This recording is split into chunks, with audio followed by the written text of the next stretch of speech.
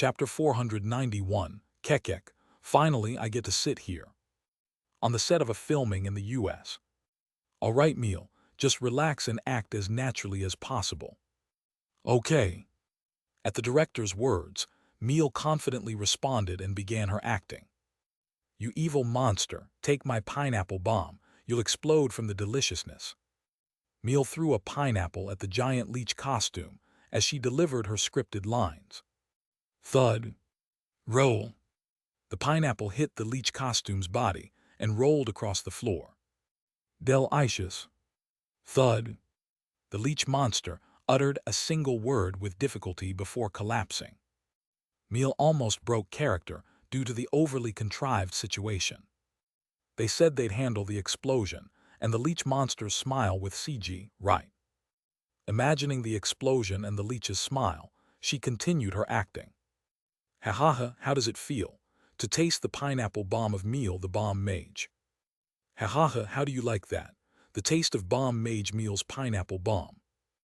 As Meal grabbed the leech monster by the collar and delivered her next line. One more. The leech monster let out its final line, marking the end of the commercial shoot. Cut. Meal, great job. Your acting was fantastic. Ha ha ha, thank you.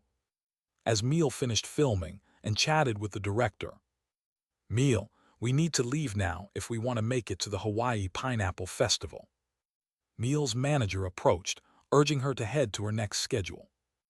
I'm sorry. I've got another engagement, so I'll need to go. Yes, I understand you're quite busy these days. Please go ahead.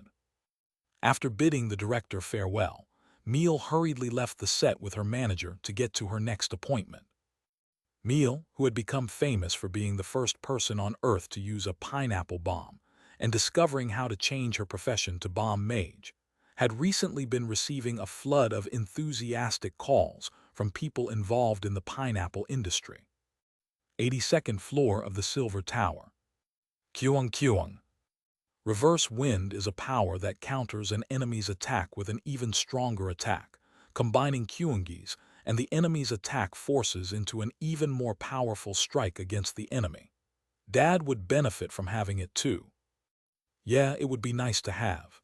But son, you've got it wrong. Do you think Dad can really counter the enemy's attack with something stronger? Although Sejun thought it might be impossible for him to acquire such a power. Sure, let's practice it later. He answered in a way that wouldn't hurt Kyungi's feelings, patting Kyungi's head as he spoke. Swoosh swoosh. Kyu-he-he. Kyungi laughed, clearly pleased with Sejun's petting. Meow, hybrid Vice Chairman Theo wants to be petted too, meow. Theo quickly placed Sejun's other hand on his own head. Swoosh swoosh. As Sejun petted both Theo and Kyungi with both hands. Kaying. Hey, what about me? Blackie also started barking, asking to be patted. All right, Blackie here, have this and wait. Since Sejun couldn't free his hands, he handed Blackie a piece of roasted and dried sweet potato. Kaying. Not this, I want your hand. Blackie demanded Sejun's hand again, although he didn't return the sweet potato and quickly stored it in his sling bag. All right. I guess I'll have to use this method, then. Kyungi, can you lift Blackie up for me? Kyung. Got it.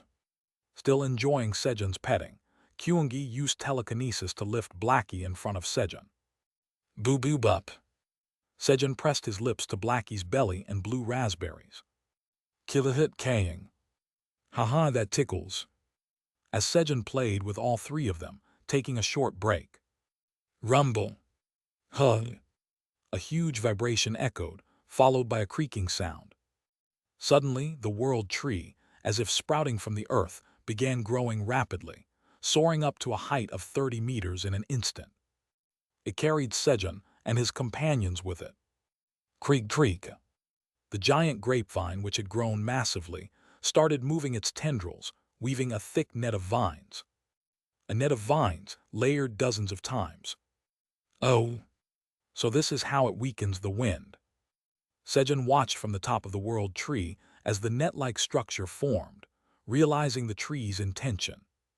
The net was not too tightly woven, allowing the residents to move through it comfortably, but the wind would gradually lose its force as it collided with the net. At that moment, the grape seed containing the world tree planted in the Silver Tower has grown and weakened the winds of the Silver Tower. You have completed the quest. As a reward for completing the quest, you have received 50 billion tower coins. As a reward for completing the quest, all your stats have increased by 100. As a reward for completing the quest, you have obtained 30 drops of the growth elixir and 1 drop of the great growth elixir. As a reward for completing the quest, job talent, growing seed has awakened. A series of quest completion messages appeared. Growing seed. Sejun decided to check the talent first. Job talent, growing seed. Each time the tower farmer carefully plants seeds, nurtures crops and harvests them, the seed absorb the tower farmer's dedication and grow. Additional effects will appear based on the seed's growth stage. Current growth stage, seed has not yet sprouted. Is this a good thing? I've worked hard to raise it, so it won't have some trivial effect, right? Well, it didn't really matter. The work remained the same, but the rewards increased, so Sejun decided to stay optimistic. Alright, let's check this next. Sejun then examined the great growth elixir, which was contained in a small glass vial radiating a captivating red light. Great growth elixir. This elixir contains a small trace of the power of the Supreme Creator God. Upon consumption, you gain 10 million experience points.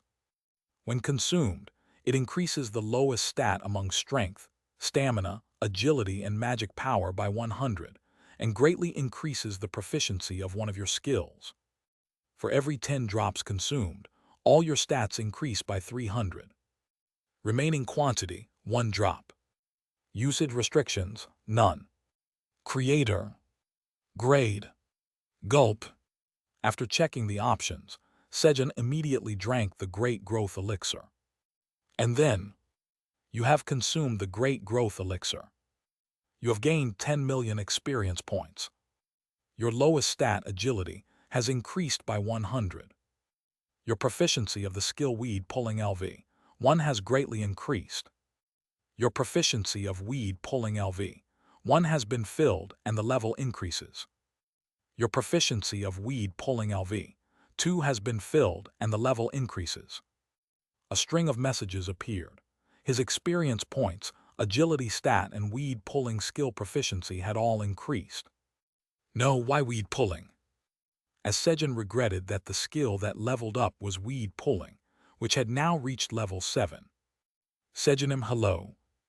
The world tree, having finished weaving the net, spoke to him. Hello. Sejun placed his hand on the tree he was standing on and responded. Sejunim, I don't have a name. Please give me a name. The world tree boldly asked Sejun to name it. Should I? When Sejun agreed to give it a name. Thump thump. Hee, I wonder what name he'll come up with. With eyes full of anticipation, Blackie and the others pricked their ears, focusing on what terrible name might come out of Sejun's mouth. Since it's a grapevine world tree, so pose, TL, combination of the first letters from both grapevine Kopadonamuenus and world tree Kosekyesuenus equals pose Kopos Enus. How about pose? Pose, I love it so much. The newly named Pose responded with a joyful voice. If Pottery, the other grapevine, had heard this, it would have felt quite unfair. If Pottery had been the world tree from the beginning, it would have received the name Pose. However, when Sejun first met Pottery, it wasn't a world tree yet. There's also one more thing Pottery doesn't know. If its personality had been female, the name Pasan would have been waiting for it. Kaying. Butler, I'm disappointed. Sejunim, your nomming skills aren't what they used to be. K. Kurug. Charleleng. That's right, Sejun Nim has lost his touch. Ko. Blackie and the underlings were disappointed after hearing the wonderful name Pose, especially Karurur, who seemed even more let down. At that moment, Sejunim, Pose has grown some grapes, so please enjoy them. He up. With a cute shout from Pose, green grapes, not purple, started to grow on the vines. Green grapes, I'll enjoy them. Plug. When Sejun picked a bunch of grapes. You have harvested a bunch of seedless plump green grapes, 20 grapes. Your job experience has slightly increased. Your proficiency of harvesting LV, 9 has slightly increased. You have gained 2,000 experience points. A harvest message appeared. What seedless? Could they also be bitter by any chance? With a worried expression, Sejun checked the grapes options. Plump seedless green grapes. These are grapes that the World Tree Pose has removed the seeds from, especially for the tower farmer of the Black Tower Park Sejun. Even eating just one grape will provide sufficient nutrition. Upon consumption, all stats increase by 1, and a feeling of fullness is maintained for 6 hours. If total stats exceed 10,000, all stats will increase by 0.01. Cultivator, Park Sejun, Tower Farmer of the Black Tower. Shelf life, 150 days. Grade S. Oh. It removed the seeds just for me. How thoughtful. Sejun felt better after reading the description. The fact that consuming the grapes would only increase all stats by 0.01 didn't really matter. He could increase those stats by eating other things. But how do they taste? Numb. Trusting Pose's thoughtfulness, Sejun boldly put a grape in his mouth. There was no bitterness. Instead, the unique aroma of grapes combined with a strong sweetness and tartness, making it delicious. They're delicious. Really? Yeah. There's plenty, so have more. Pose laughed with a peculiar giggle, clearly pleased by Sejun's compliment. Don't eat them. Suddenly Pose shouted fiercely. Huh? You just told me to eat them, didn't you? Pose, don't tell me you have a split personality. As Sejun hesitated and slowly put the grape down. Ah, no, not you, Sejunum. I meant those guys. Pose hurriedly explained, pointing with its branches at the Silver Tower residents eyeing the grapes. Then, only those who are Sejunum's employees can eat my grapes. So, if anyone wants to eat grapes, hurry and go to Theonim to get a stamp. It seemed like Pose had received some early education somewhere, as it started recruiting employees on its own. Stamp. You have stamped the 9 dragons, employee contract seal. You have made a 1-year employee contract with the other party. Hut, welcome to Sejun Company, meow. Thanks to this, Theo enthusiastically stamped the Silver Tower residents. Kyuhit. Kivihit. Meanwhile, Sejun played with Kyungi and Blackie on Pose, comfortably increasing the number of employees. A little while later. Hut, Pose, you're very impressive, meow. As a special honor, hybrid legendary merchant Theo Park, will make you a legendary merchant, meow. Helnum, please make Pose a legendary merchant too, meow. Theo, seeing Pose's potential as a legendary merchant, recommended it for the title. If you refuse, you'll be impeached, meow. As expected of the serial impeachment blackmailer, Theo didn't forget to add a threat. However, World Trees cannot become legendary merchants. The system rejected the request. Phew, I'm saved. Thanks to the system's intervention, Hell, the god of merchants, narrowly escaped the threat of impeachment. Meow, I don't like the system, meow. It never listens to me, and it's always bullies our great hybrid Chairman Park, meow. One day, I'll definitely gain system access and give it a good scolding, meow. Determined to punish the system someday, Theo made up his mind. Hug. In order to grow stronger, I need Chairman Park's lap, meow. Theo snuggled up on Sejun's lap, beginning his energy recharge. Outskirts of destruction. Kekek, finally I get to sit here. With Fenrir and Halfas, followed by Jormungandr, who was in the process of resurrection after being defeated by the dragons. The next in line, Melpheus, the demon of ruin and 4th seat of the Apostles of Destruction, began commanding destruction. I've been wanting to do this for so long. Melpheus started controlling calamities to bring destruction to the world. However, what? Why are these calamities dying off so quickly? The harder Melpheus directed the calamities, the faster they were annihilated, and the power of destruction that had been engulfing the world weakened.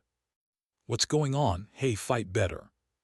Melpheus was unaware that he was a disastrous commander.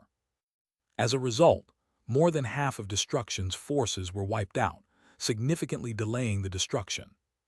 Chapter 492, Chairman Park Meow. Seed Shop Headquarters. Is this it? Dark, the god of darkness, glanced around and spoke. His first impression of the Seed Shop headquarters was, "It's terrible." It was utterly disappointing. The walls were made of mud, and the roof was thatched with grass. It seemed to be a building crafted by a reasonably skilled artisan, but since the materials were subpar, it couldn't help but look shabby. As Dark surveyed the Seed Shop headquarters with a frown, Trustin Park, oh, aren't you Dark?"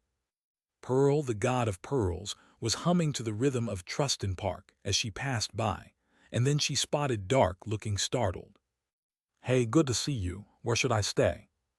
Dark greeted her coolly and confidently asked where he would be staying. You're staying here," Pearl asked, looking at Dark. After all, Dark was a combat god. "Of course. I see, follow me." As Pearl led the way, Dark quietly followed her. At that moment, Miracle Maker, Warrior Park Sejun, fight with your life on the line. The battle song of the combat gods could be heard from beyond the wall. In response, Trustin Park. The non-combat gods, resisting in their own way, muttered as if they couldn't bear to lose Sejun. Am I really in the right place with these guys? Dark started to have second thoughts about choosing the Seed Shop headquarters. Silver Tower, 82nd floor. You have acquired 100 slaves. Due to the effect of title, Slave King, all your stats increase by 1. As the number of employees increased after receiving Theo stamp, Sejun's stats also rose. Sejun Company employees, feel free to eat as much as you want. Following this, Pose granted permission to the residents of the Silver Tower who had become employees. You have fed 1,000 people to their heart's content. With the effect of title, Saint of Feeding, all your stats increase by 100. Once again his stats surged. Hehe, this is honey. Kiwihe. Kiwihe. Sejun, holding Kyungi and Blackie in his arms, laughed as he checked the messages. Numb. While eating the seedless, plump green grapes made by Phoebe. But it's still not enough. Sejun frowned. Although his stats had increased significantly, he still hadn't received the praises he needed to boost his mental strength, one of his goals. Clang. Sejun No 1 deploy. Sejun opened his void storage and set Sejun number 1 to start cooking. Heb. As soon as Sejun number 1 finished cooking, Sejun imbued the dishes with magic and began mass-producing the meals made by Sejun number 1. Then he ordered Sejun number 2 through Sejun number 5 to deliver the dishes. Your soul is filled with overflowing praise. Mental strength increases by 1. Your soul is filled with overflowing praise. Mental strength increases by 1.5. Soon the responses started coming in. Nice, this is it. Hehe, with this momentum, let's keep raising my mental strength stat. Sejun's stats were rapidly increasing. A short while later. Stats: Strength, 57235723. Stamina, 61976197. Agility, 55225522. Magic Power, 71077107. Mental Strength, 1501300. Divinity, 12.3054. The growth of his 4 main stats stopped. This was because they had reached their potential limit. Even though his number of employees had surpassed 100,000. Theo, Vice Chairman, let's stop here for today. Since any further stats gain would be wasted, Sejun regretfully stopped recruiting more employees. Hut got it, meow. In response to Sejun's words, Theo answered in a slightly deflated voice, clinging to Sejun's lap. Due to the effect of title, Slave Hunter, Theo's all stats increased by 1 for each employee. In short, it meant Theo's total stats had skyrocketed by more than 400,000 in a short time. Theo's stats had risen by about 50% all at once, and he was using all his mental strength just to control that power. I can't let Chairman Park get hurt, meow. It was all to protect Sejun. That's why he was so exhausted. Usually, he would need to step away from Sejun's side to recover, but if I recharge on the great hybrid Chairman Park's lap, I'll be fine, meow. Theo, a devoted fanatic of Sejun's lap, was invincible as long as he was with it. And then, Pew-hut, I'm recharged, meow. Theo quickly regained his energy.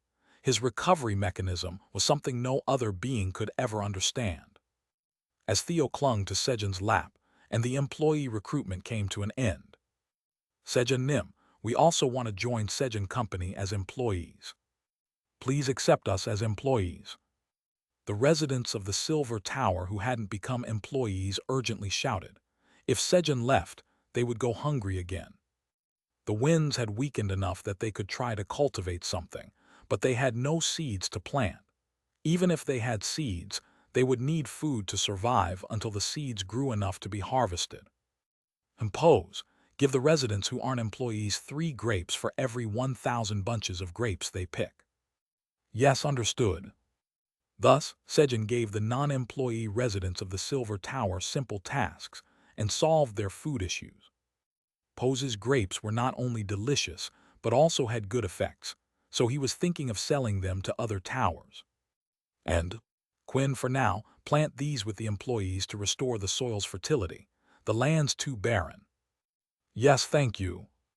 Sejun gave Quinn and the employees some kidney bean of soil fertility to plant. Once the tasks in the Silver Tower were mostly wrapped up. Step. Sejun approached the withered grapevine that had allowed the Silver Tower's residents to participate in the Harvest Festival. This was because he still hadn't completed the land deed quest. The grapevine was so dried up and twisted that it looked devoid of life. It's okay, I'll heal you soon. Swish. Sejun stroked the grapevine while using his skill.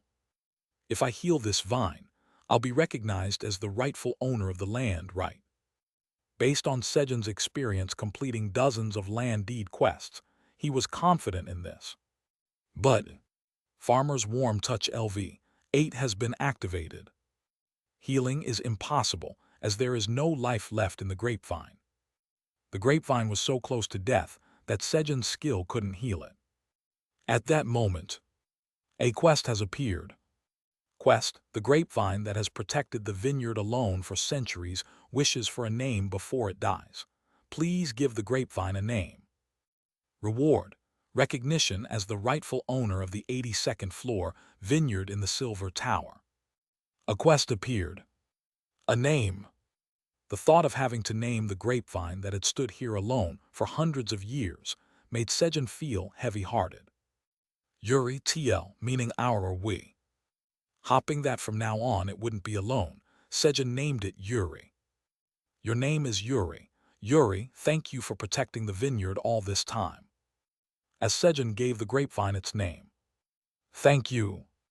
The grapevine crumbled away, leaving only the name Yuri behind before vanishing. You have completed the quest. Even though the quest was completed, Sejun didn't feel happy at all. Sigh. Feeling down, Sejun let out a sigh as he stood up and gazed at the sky.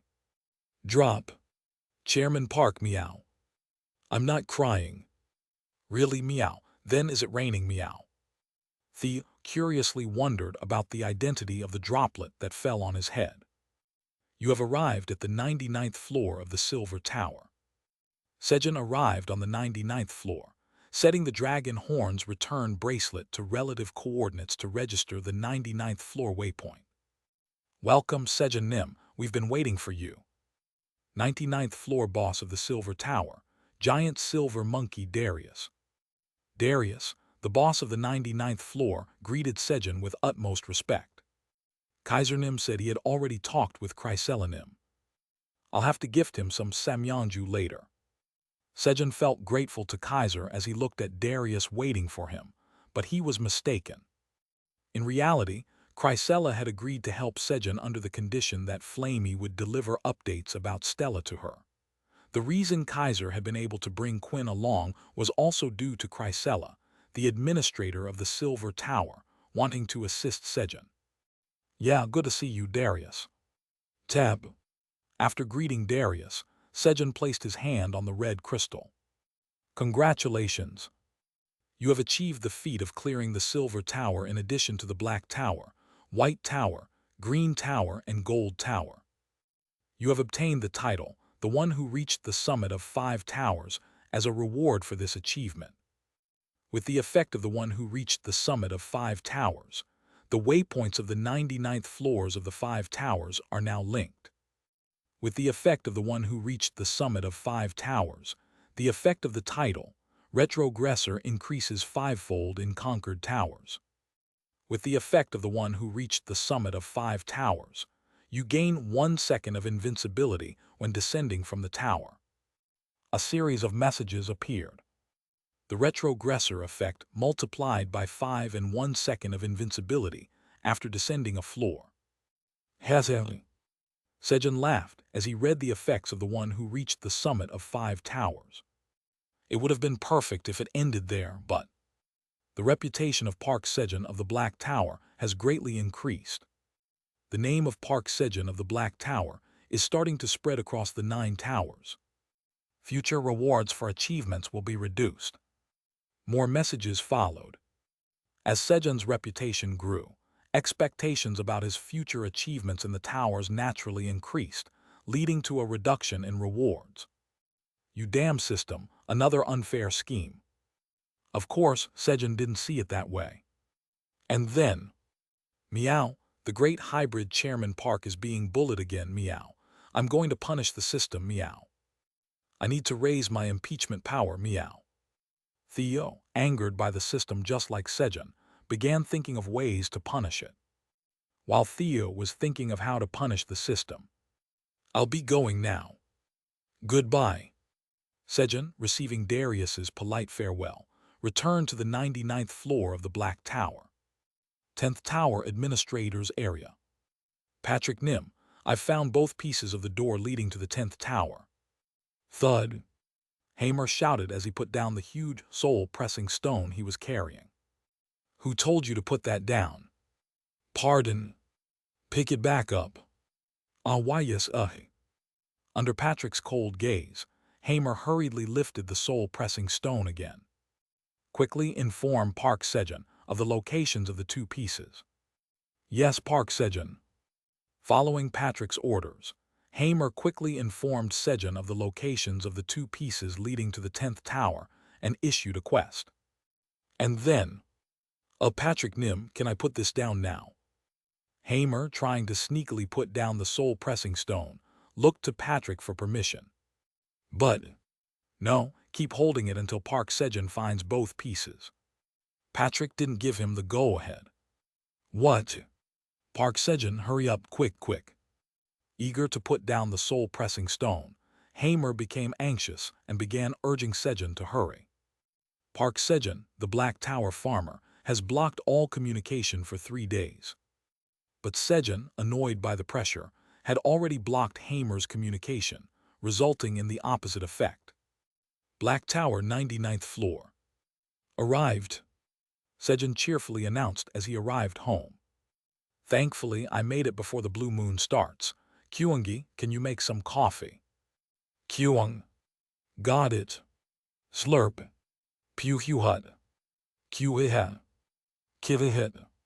As Sejun and his companions enjoyed coffee under the starlit night sky, waiting for the blue moon to rise. A quest has been generated. Quest, Hamer, the god of farming, informs you about the locations of the 2 pieces of the door leading to the 10th tower that haven't been found yet. Find the remaining 2 door pieces and complete the door leading to the 10th tower. Black Tower 59th floor 01. Black Tower 94th floor 01. Reward none. A quest window appeared before Sejun.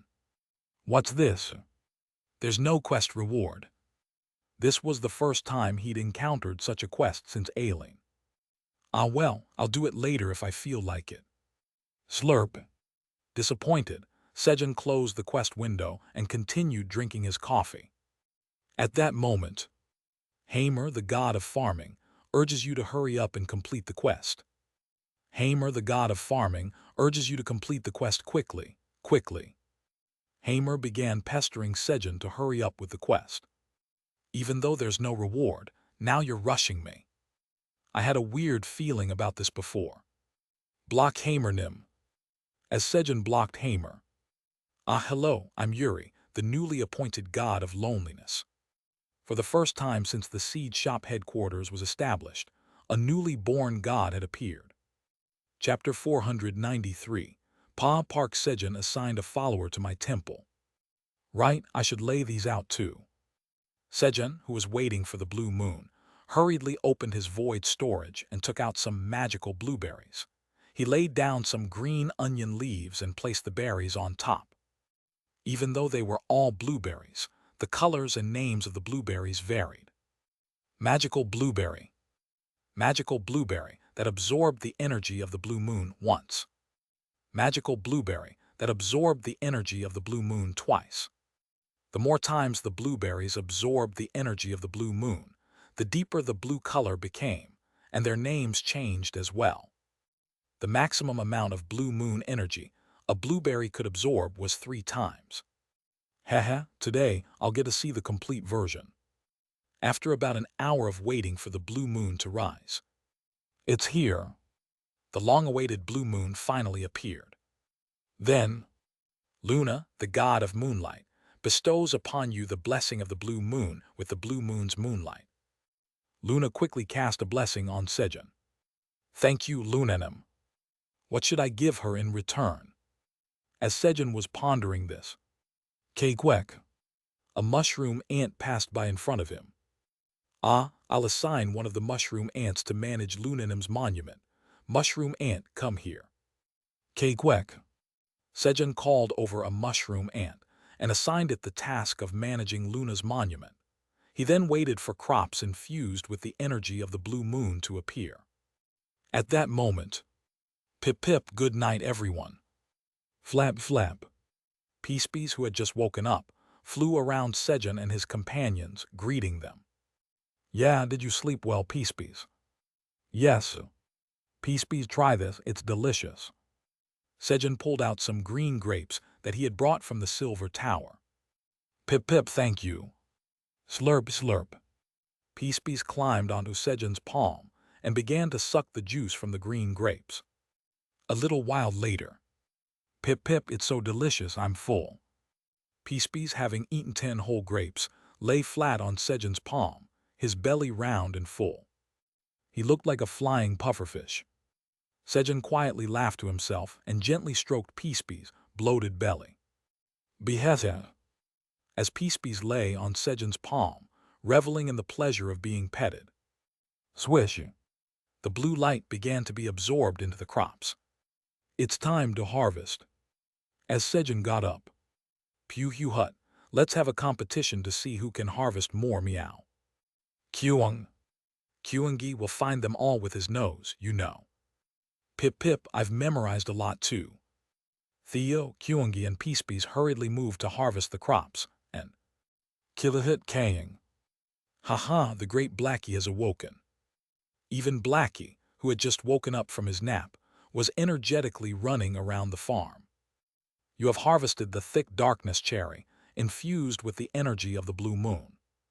Sejun also roamed the farm, harvesting the crops infused with the energy of the blue moon. I guess the kids will take care of harvesting the rest. Sejun, who had harvested a fair amount of visible blue crops. I wonder if they are complete. He went to the spot where he had placed the magical blueberries. As expected, the blueberries had absorbed the energy of the blue moon, their color darkening and their names changing. Magical blueberry that absorbed the energy of the blue moon 3 times. There were also blueberries that Sejun had hoped for. Grab. Come on, give me a good option. Sejun picked up the darkest blue magic blueberry and checked its options. Magical blueberry that absorbed the energy of the blue moon 3 times. A blueberry that grew inside the Black Tower. It has absorbed sufficient nutrients, making it delicious. The magical blueberry, after absorbing the energy of the blue moon 3 times, has increased in magic power and gained 3 special effects. Upon consumption, magic power increases by 10. Upon consumption, activates the talent. Swift movements for 10 minutes, increases all stats by 30, and bestows the blessing of the small magic stream.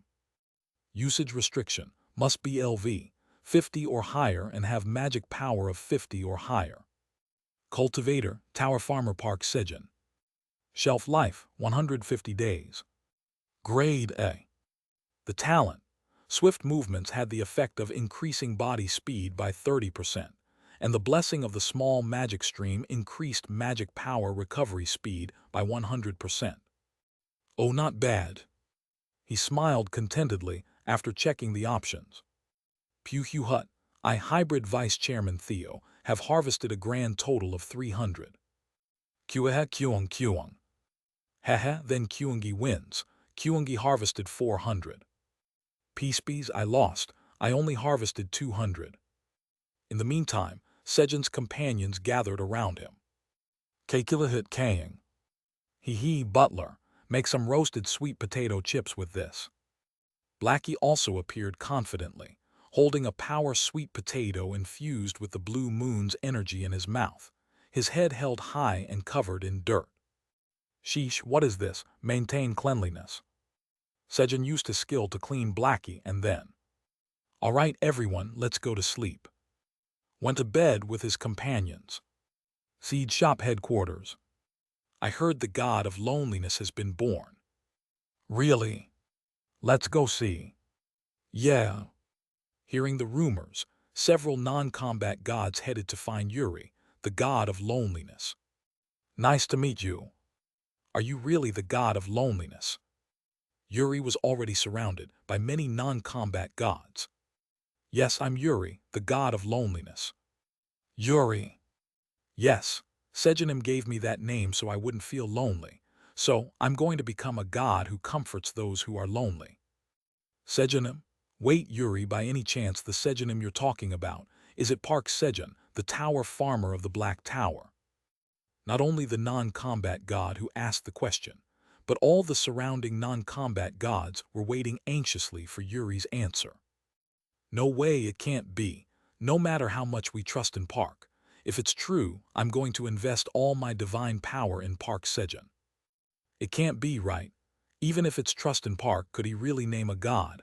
Well, if it's trust in Park, maybe it's possible. They all tried their best to hide their expectations, worried that they might be disappointed if the answer wasn't what they hoped. Huh, how did you know? Yuri was surprised that they knew Sejunim's name.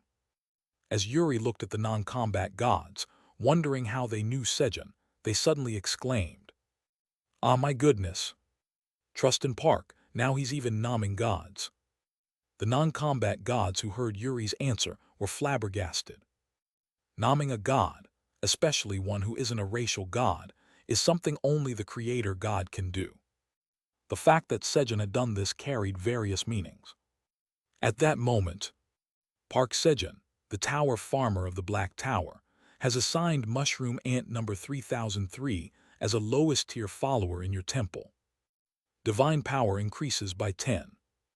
Lowest tier follower Mushroom Ant number 3003 is cleaning the area around your temple.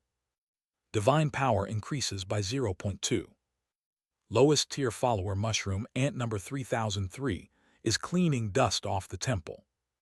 The visibility of your temple increase by 1 m when others view your temple. Lowest tier follower Mushroom Ant number 3003 has brought its friend, Mushroom Ant number 3002, to your temple. Mushroom Ant number 3002 has witnessed your temple. Divine power increases by 0.0002. Messages appeared in front of Luna. Park Sejun assigned a follower to my temple. What, a follower? Trust in Park. Trust in Park. Luna and the other non-combat gods in the seed shop headquarters started chanting, creating quite a commotion. And then, trust in Park, trust in Park. Yuri, the god of loneliness, joined the other non-combat gods in chanting, trust in Park. This place is so much fun. Yuri was no longer lonely at all. Black Tower, 99th floor. All right. Sejun woke up later than usual since he went to bed late in the early morning. Grumble, grumble.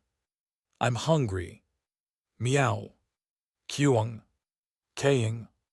After taking care of his companions and rubbing his stomach, he went to the kitchen and, Sejun number 1, give me some food.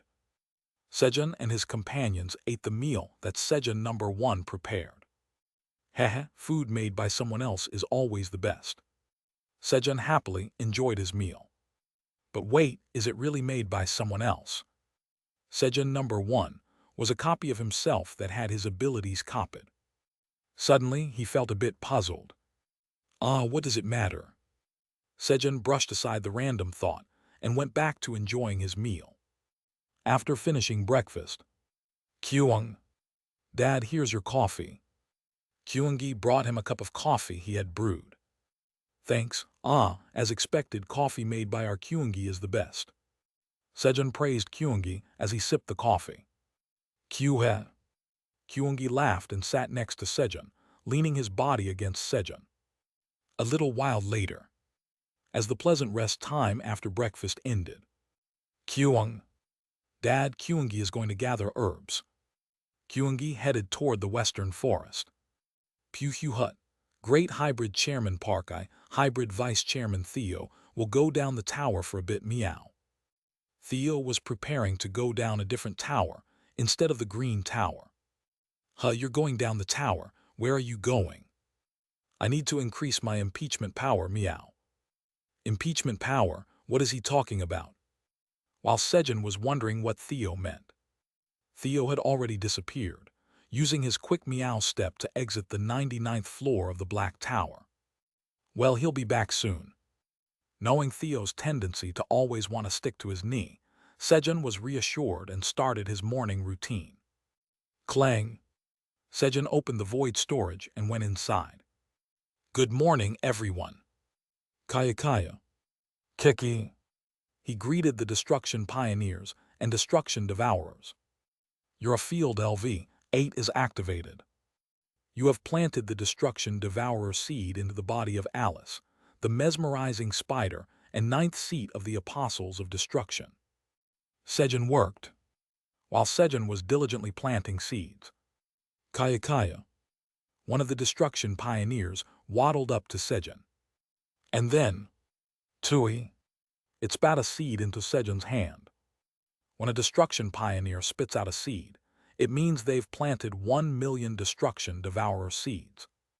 Well done, Kaya Kaya.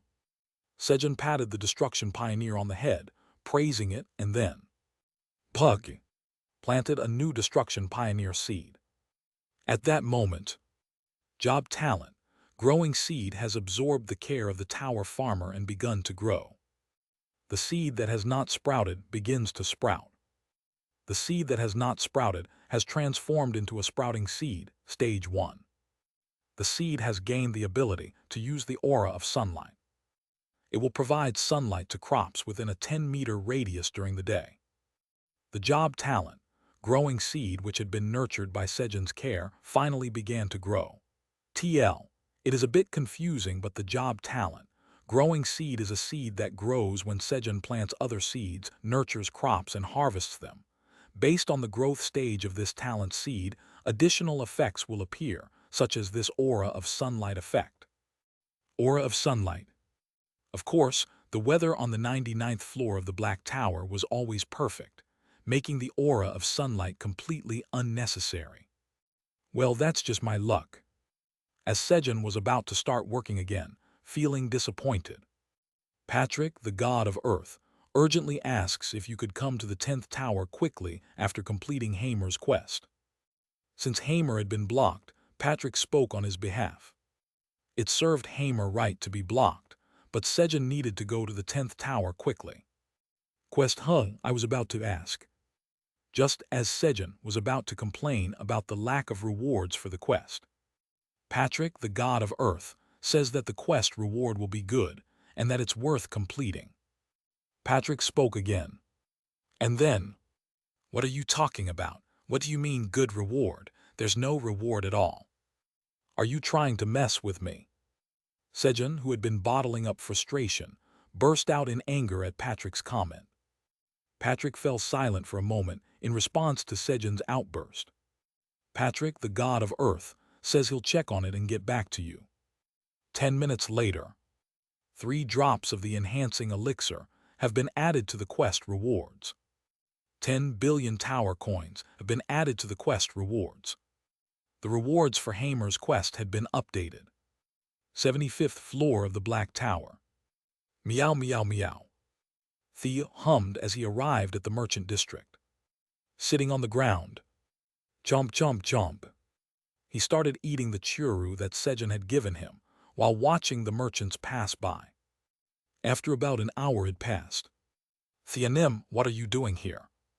Jiras, who was patrolling the merchant district, noticed Theo and approached him. Pew Hugh Hut, Jiras, nice to see you, meow. I'm looking for a merchant who can become a legendary merchant, meow.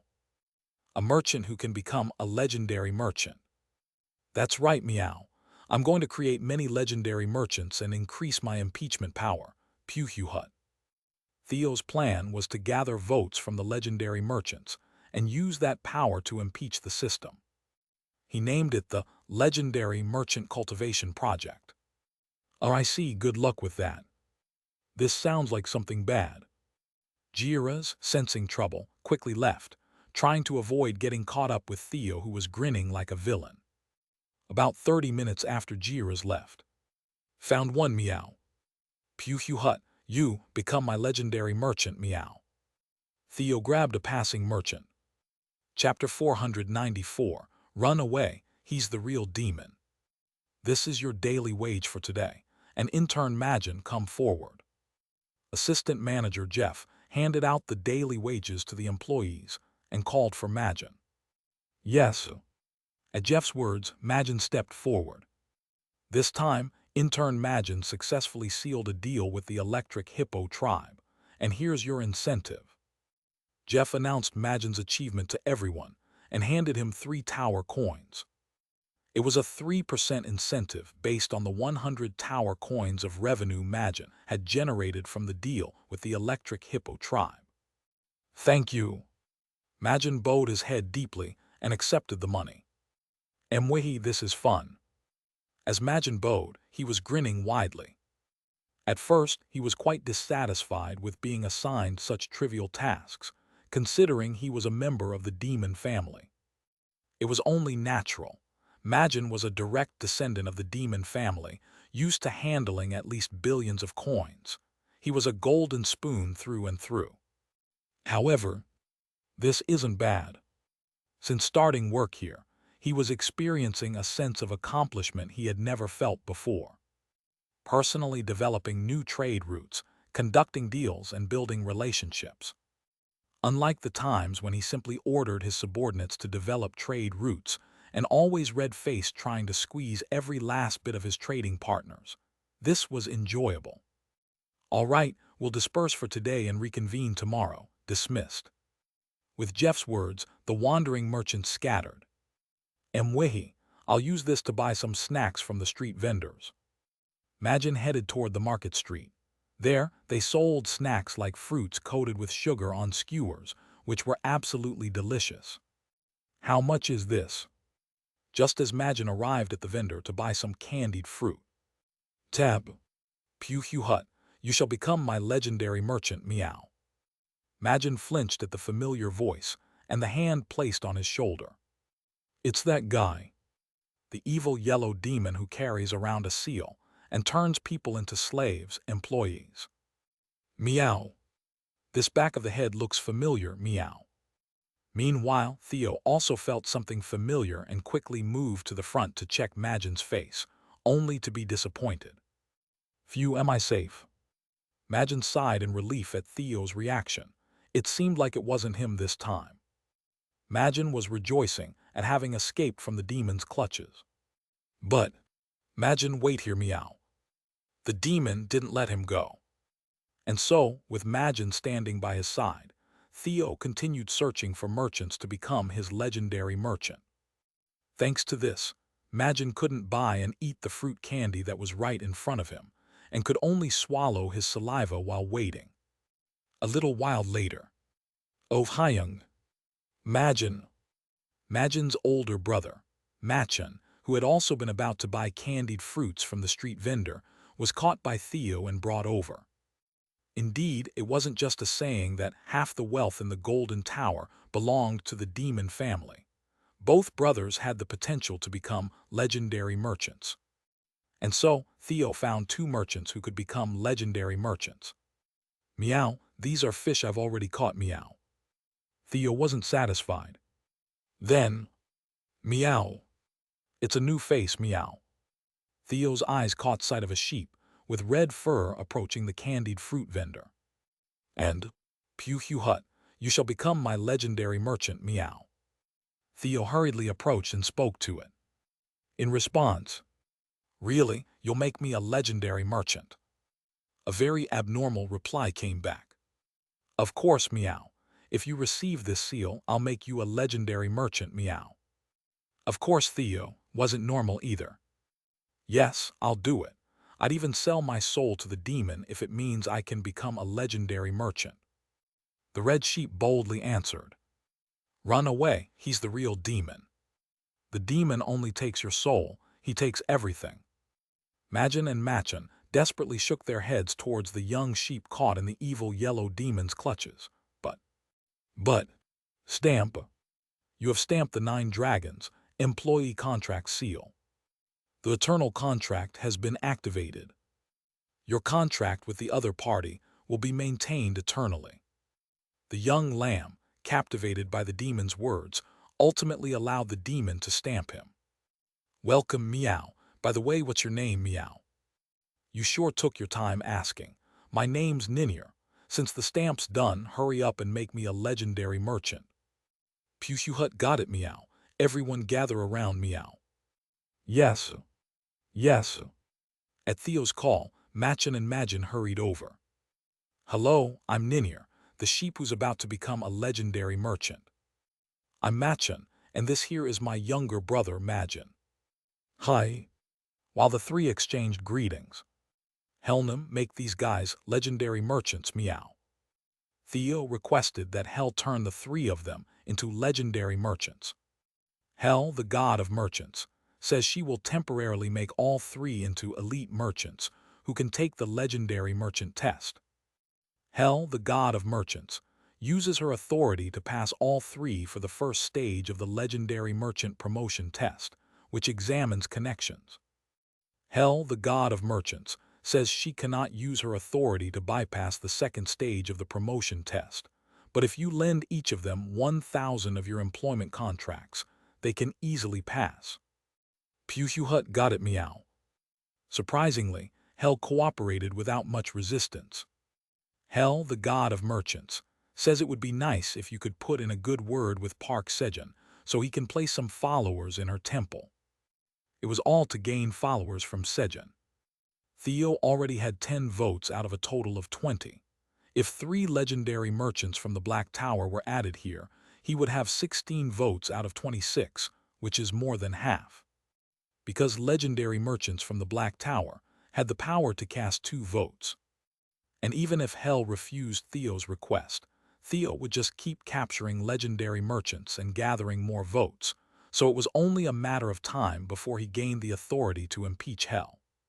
So she decided to cooperate with Theo, trusting Park Sejun, because trust in Park is always right. Next, the 3 passed the 3rd stage of the legendary merchant promotion test, which involved testing their strength. Their physical power was more than enough to make it through. As for the 4th stage, which required bringing in 11 trillion tower coins, Theo simply demanded it be done on credit, skipping that step. Hel, the god of merchants, says the final test will now begin. With Hel's words, 5 scrolls appeared in front of Machin, Majin, and Ninir, each marked with the numbers 1 to 5. Hell, the god of merchants, says you must open them in order, and anyone else opening them for you will result in immediate disqualification. Meow, that's a shame, meow. Hurry and open scroll number 1, meow. Theo, who was itching to open the scrolls himself, urged the three with disappointment. 99th floor of the Black Tower. Kyung. Dad, Kyungi brought back some medicinal herbs. By late afternoon, Kyungi returned from the herb field and handed Sejun a blue kudzu root. Yeah, thank you. Sejun immediately put the kudzu root he received from Kyungi into his mouth. Crunch, crunch. Since Kyungi had already cleaned the medicinal herbs thoroughly in the herb field, there was no soil on them. Gulp. You have consumed the blue kudzu root of potential. The potential of all your stats has increased by 7. A message appeared as soon as Sejun swallowed the root. Huh. It's not 5 but 7. Surprised by the unusual message, Sejun checked the option of the blue kudzu root of potential. Cultivator, Intermediate Herbalist Kyungi Park. The word intermediate was now attached in front of herbalist. As Kyungi's herbalist rank rose to intermediate, the ability of the harvested kudzu root increased. Oh, our Kyungi has become an intermediate herbalist. Kyuehe Kyung. Hehe, that's right. Feeling proud, Kyungi struck a pose, placing his front paws on his waist like his older brother Theo, preparing to receive praise from Sejun. Congratulations! Since Kyungi has become an intermediate herbalist, let's celebrate by going to the 75th floor of the tower and eating something delicious. Sejun decided to take Kyungi to the 75th floor for a special meal. Kyung. Sounds good. Hehe, now I'll eat something tasty with Dad.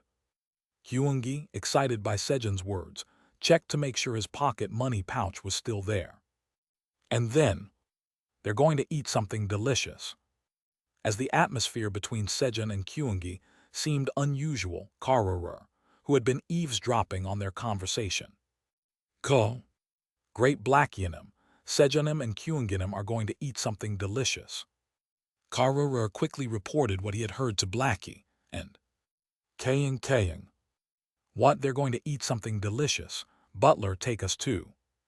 Blackie came running hurriedly with his subordinates, afraid that Sejun might leave without them.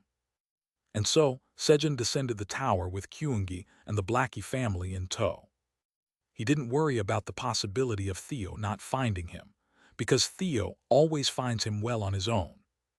A little while later, you have arrived on the 75th floor of the Black Tower. You have moved from the 99th floor to the 75th floor. You descended 24 floors.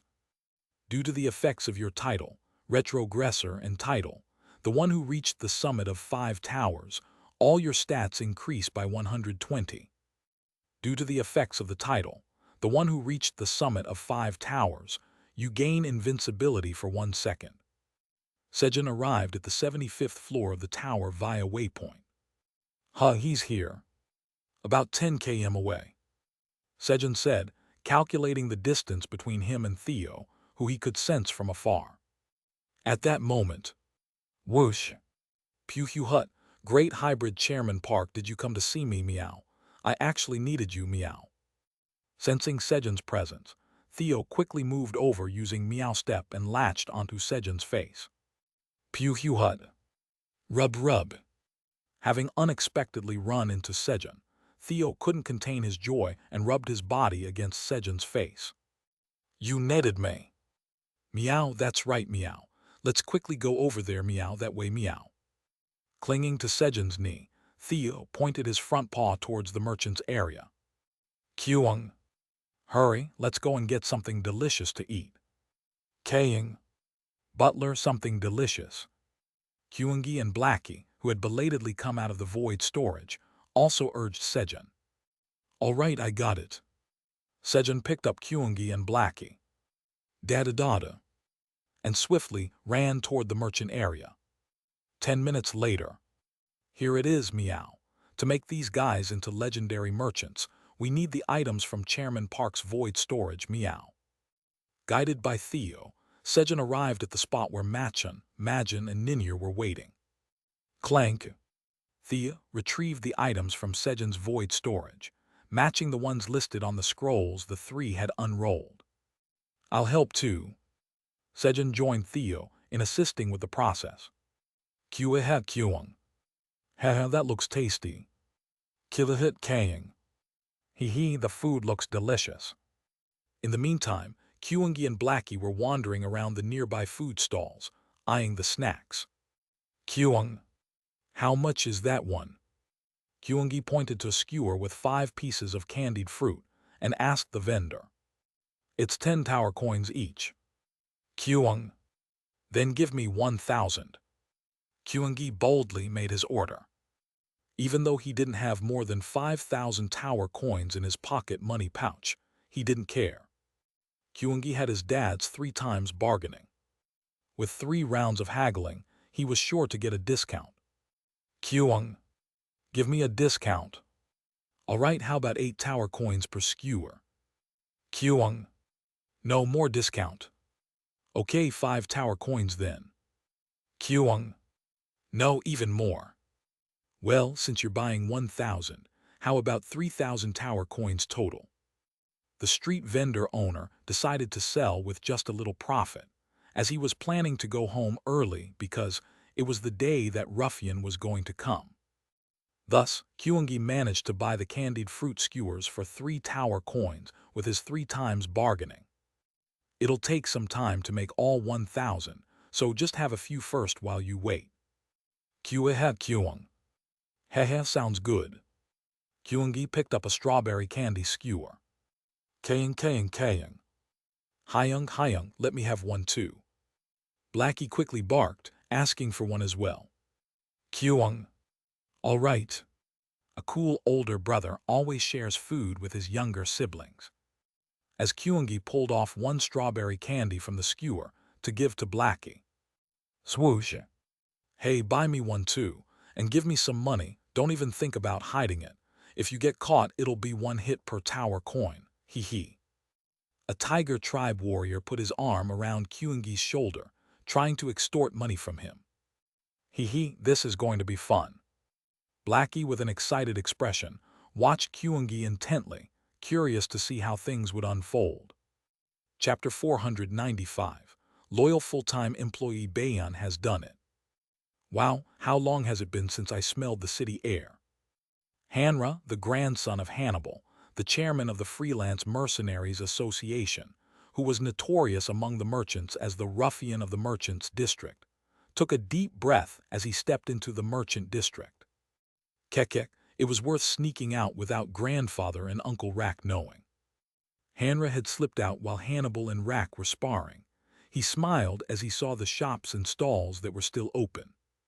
After enduring grueling training every day, he was allowed to go out once a month. But every time he came, the shops and stalls were always closed, leaving him terribly bored.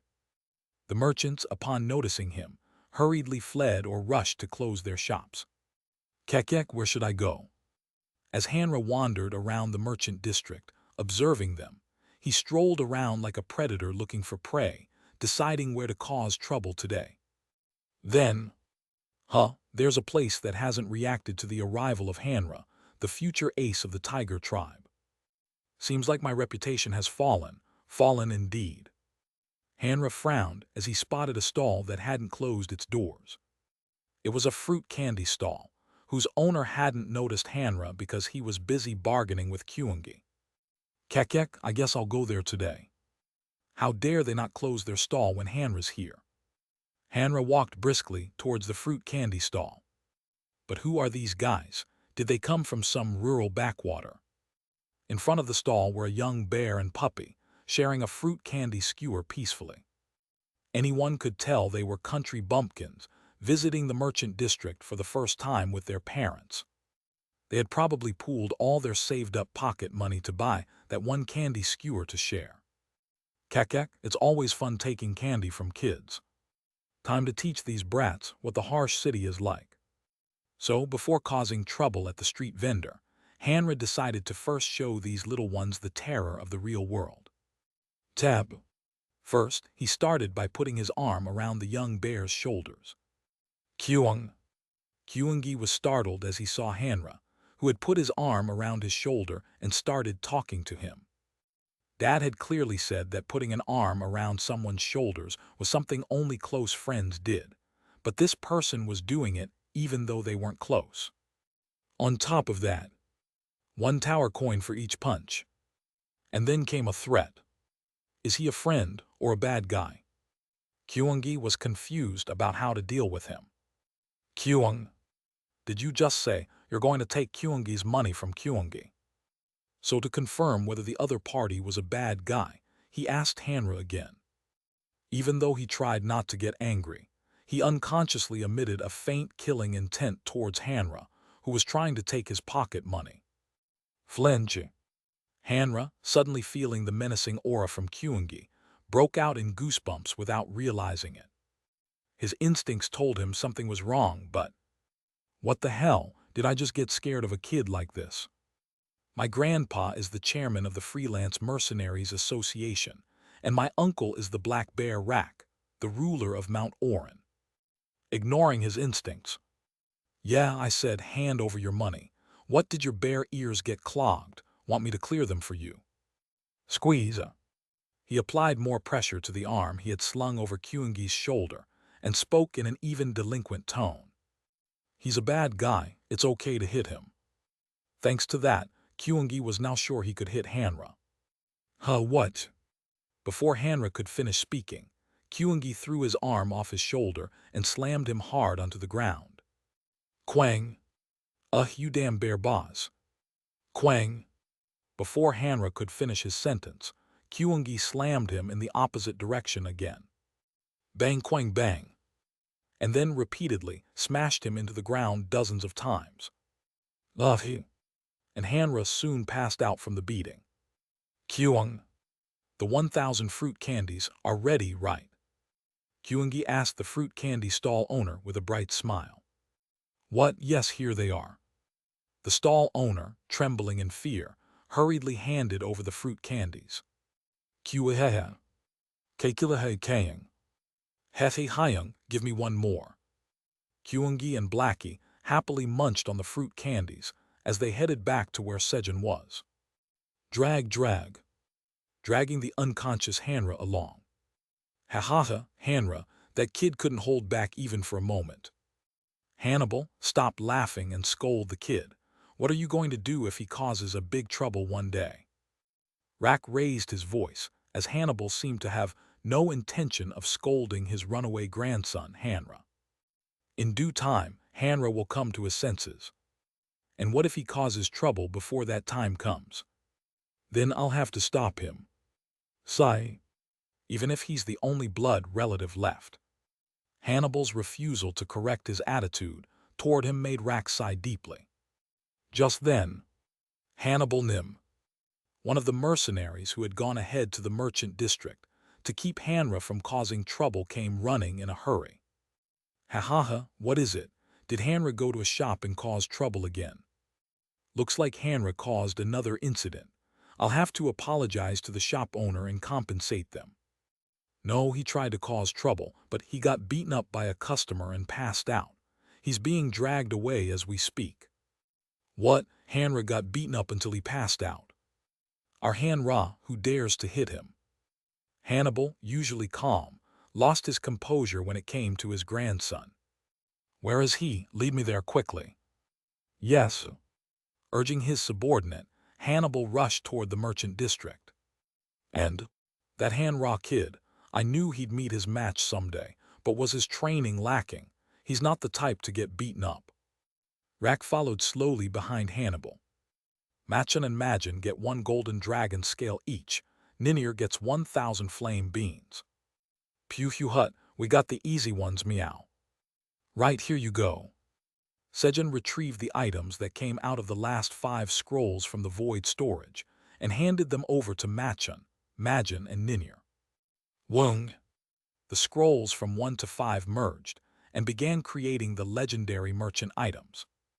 And then, the carpet that travels between the Black Tower and the Golden Tower. the bag that wanders between the Black Tower and the Golden Tower, the ultra-high heat furnace that produces currency. Machen received a flying carpet that could travel between the Black Tower and the Golden Tower. Machen got a bag similar to Theo, but one that could only move between the Black and Golden Tower. And Ninir obtained a furnace that could burn items to produce money. Pew Hu Hut, we've acquired 3 legendary merchants, meow. As Theo rejoiced, having increased his impeachment power. Kyung. Dad, Kyungi bought snacks, try this one. Kyungi appeared, carrying a mountain of fruit candy, and handed them to Sejun and the newly appointed legendary merchants. Then, crunch. Kyungi clung to Sejun's side, happily eating the snacks.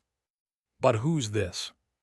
Sejun asked as he looked at Hanra, who was several times bigger than Kyungi and being dragged along behind him. Kyung. This guy tried to steal Kyungi's money, so Kyungi taught him a lesson. Pew Hu Hut, did you stamp him, Kyungi? Theo laughed as he asked Kyungi. Kyung. Kyungi doesn't have a stamp, so couldn't stamp him. Big brother can stamp for Kyungi. Pew Hu Hut, all right, meow. Thump. Theo stamped the back of the unconscious Hanra's head. At that moment, who dares to lay a hand on my grandson? From afar, Hannibal roared as he charged toward where Sejun was. Just as the children's fight was about to escalate into an adult fight. Pew Hu Hut, Hannibal Nim, come on over, meow. Huh. The Black Tower's legendary merchant slave hunter Theo Park. Seeing Theo, who was holding a stamp and welcoming him with open arms, Hannibal's anger quickly cooled. That guy knocked out Hanranim. One of Hannibal's subordinates quietly pointed at Kyungi as he informed Hannibal. That Hannibal was shocked when he spotted Kyungi clinging to Sejun's side. He had seen him once before in the Red Ribbon Kingdom. Kyungi Park, the son of the great black dragon. Hanra, I'm sorry. This is something even Grandpa can't fix. The trouble Hanra had caused was far beyond Hannibal's ability to clean up. To think my grandson would mess with the family of the great black dragon, it was a miracle he wasn't dead already. Come to think of it, it's about time Hanra woke up to reality. Hannibal had heard many stories of people joining Sejun Company and turning their lives around. Trusting in Sejun Company's reputation, Hannibal decided to leave his grandson in their care. No, in truth, he didn't have any other choice. Ha. It's an honor to meet the great black dragon Sejun Nim and his right hand, Theo Nim. Please take care of my grandson, Hanra, from now on. You mean this guy, meow? When Theo pointed to the unconscious Hanra. Hanra began to regain consciousness. And then, Grandpa, that stupid bear boss. Whack. He. Just as Hanra, who had spotted Hannibal, was about to complain that the Kyungi had hit him, Hannibal smacked him on the back of the head, knocking him out again. Ha, I'm sorry, I spoiled him too much. Please just don't kill him. Pew Hu Hut, don't worry, meow, we won't kill him, meow. At that moment, Grrr rumble. Kyung. Dad, aren't we going to eat something tasty? Kyungi, who had already finished all the fruit candies, looked up at Sejun and asked. Right, let's go eat something delicious. That's right, we came here to celebrate Kyungi becoming an intermediate herbalist. Sejun, remembering the original purpose of coming here, quickly found a restaurant and went in. Pew Hu Hut, today Hannibal Nim is treating us right, meow. Oh, of course. Naturally, Hannibal ended up paying for the meal. A little later. And I'm full. Pew Hu Hut, it tasted even better since it was free, meow. Kyung. That was delicious. After finishing the meal, Pew Hu Hut, assistant manager Jeff, here's the new intern Hanra, meow. I'll take Machen and Majin with me, meow. Theo stopped by the Sejun Company branch in the merchant district and handed over the unconscious Hanra. Then, let's go see Mason Nim. Sejun decided to visit Mason, the chairman of the Wandering Merchants Association, to acquire the land deeds for the 59th and 94th floors of the tower while he was here. And so they arrived at the chairman's office of the Wandering Merchants Association. Mason Nim, could you help me acquire the land deeds for the 59th and 94th floors of the Black Tower? One moment, please. I had a feeling Sejun Nim might come looking for more land deeds, so I've prepared them in advance. Mason opened a drawer and pulled out the land deeds in response to Sejun's request. Oh, fortunately, I have the land deeds for the 59th and 94th floors that Sejun Nim is looking for. You should take these as well since you might need them in the future. He handed Sejun 5 land deeds. The remaining 3 were land deeds for the 65th and 72nd floors of the Black Tower and the 62nd floor of the Red Tower. Thank you. As Sejun was about to get up, having secured the land deeds. It has been confirmed that Udon, the tower farmer of the Red Tower, has planted scorching cherries without permission. According to the laws of the tower farmer of the Black Tower, Park Sejun, will now command Udon, the tower farmer of the Red Tower, for 100 years. A message appeared in front of Sejun.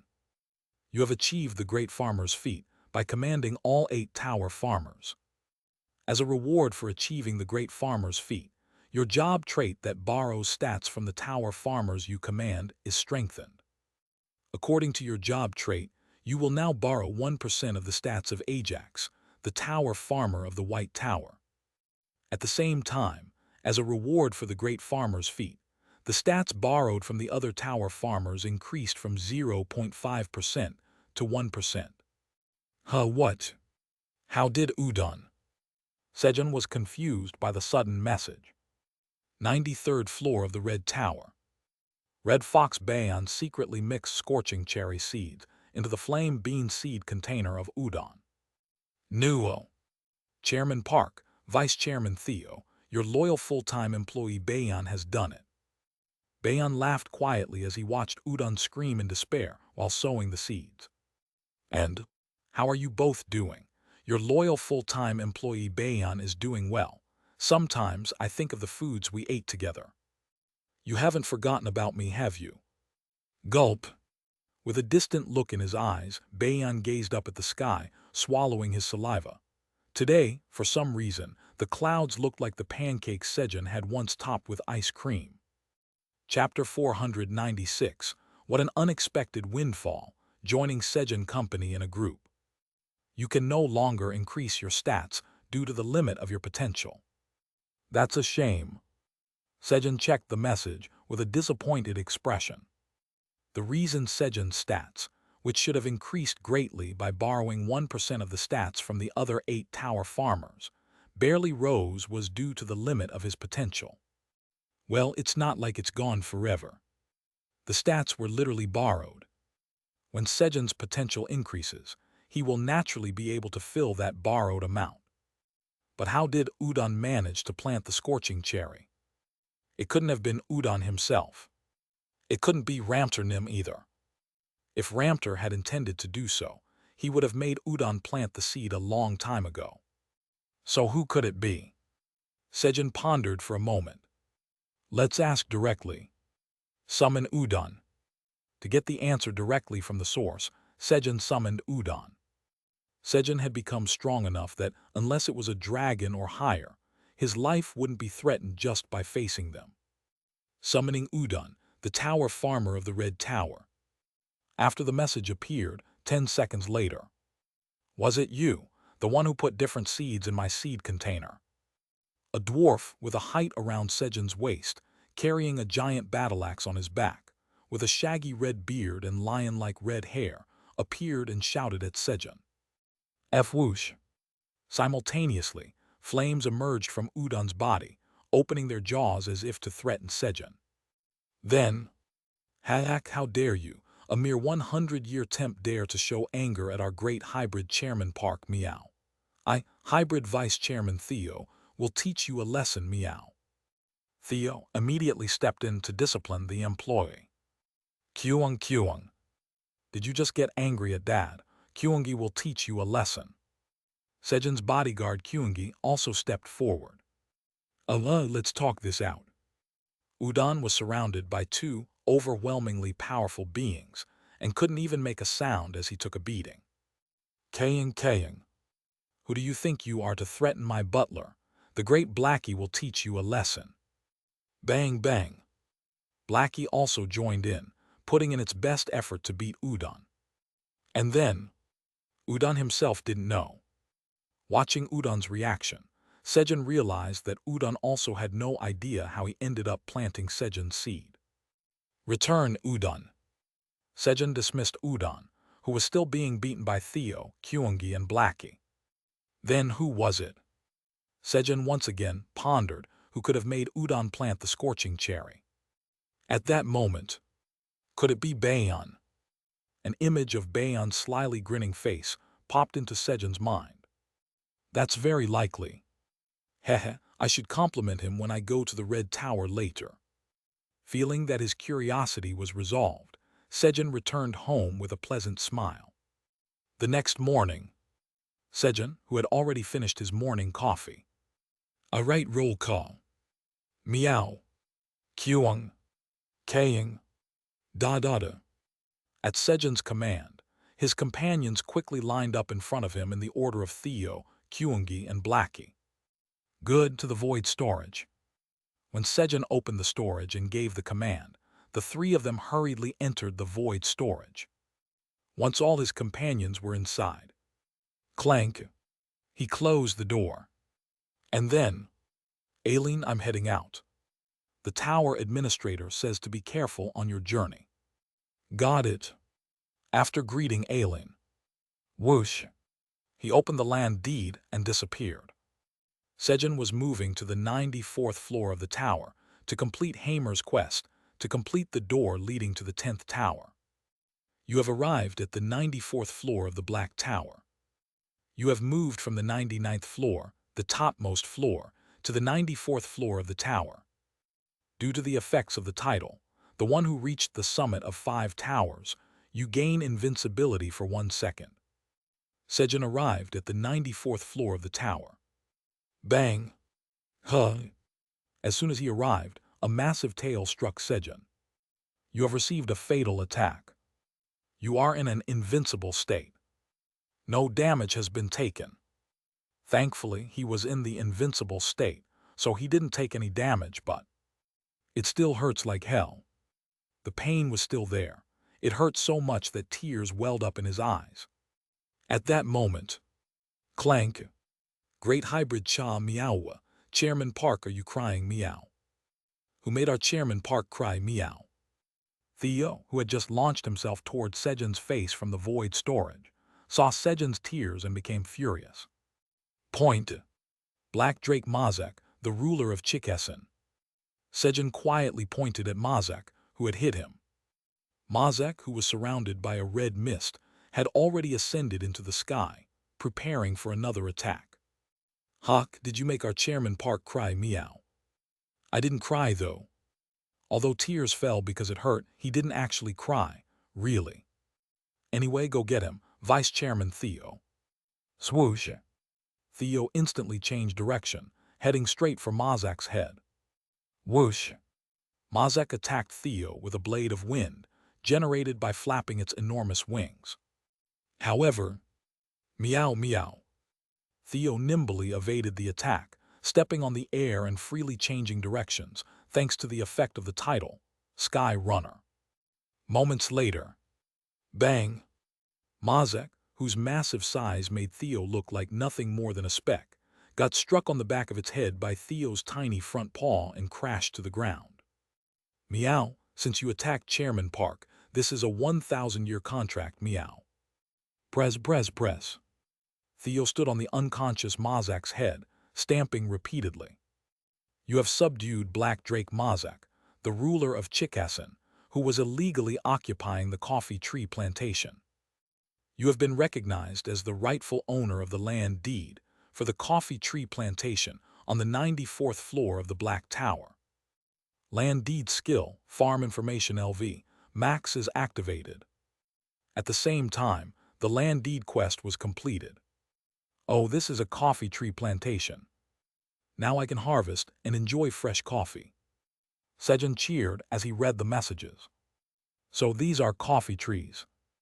Sejun was excited as he looked at the surrounding trees.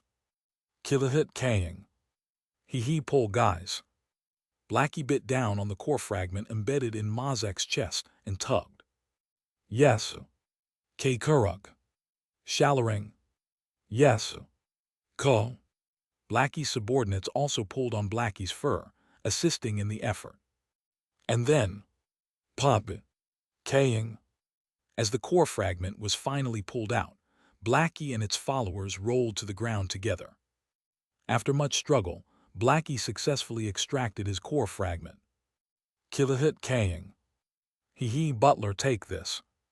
Hurry and eat it to grow stronger and make lots of delicious things for me. With the core fragment in its mouth, Blackie ran to Sejun. Oh, thank you.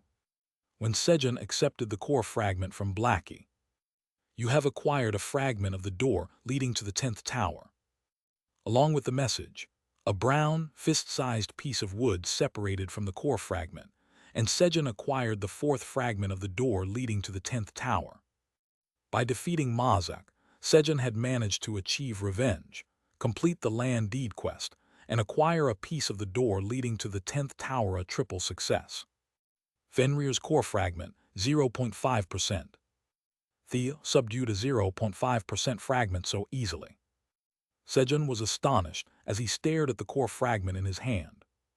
Remembering that Ajax had struggled with a mere 0.1% core before his awakening, it was clear just how much stronger Theo had become. When did Theo become so strong? Sejun suddenly felt a pang of jealousy. But then, Puhu Hut, Great Hybrid Chairman Park Hybrid Vice Chairman Theo have punished the one who made Chairman Park cry meow. Theo ran towards Sejun with a proud smile, and Sejun's jealousy melted away in an instant. I wasn't crying. Meow. I clearly saw water flowing from Chairman Park's eyes, meow. That was rain. It was raining, meow. Yes. Theo believed Sejun's words unconditionally.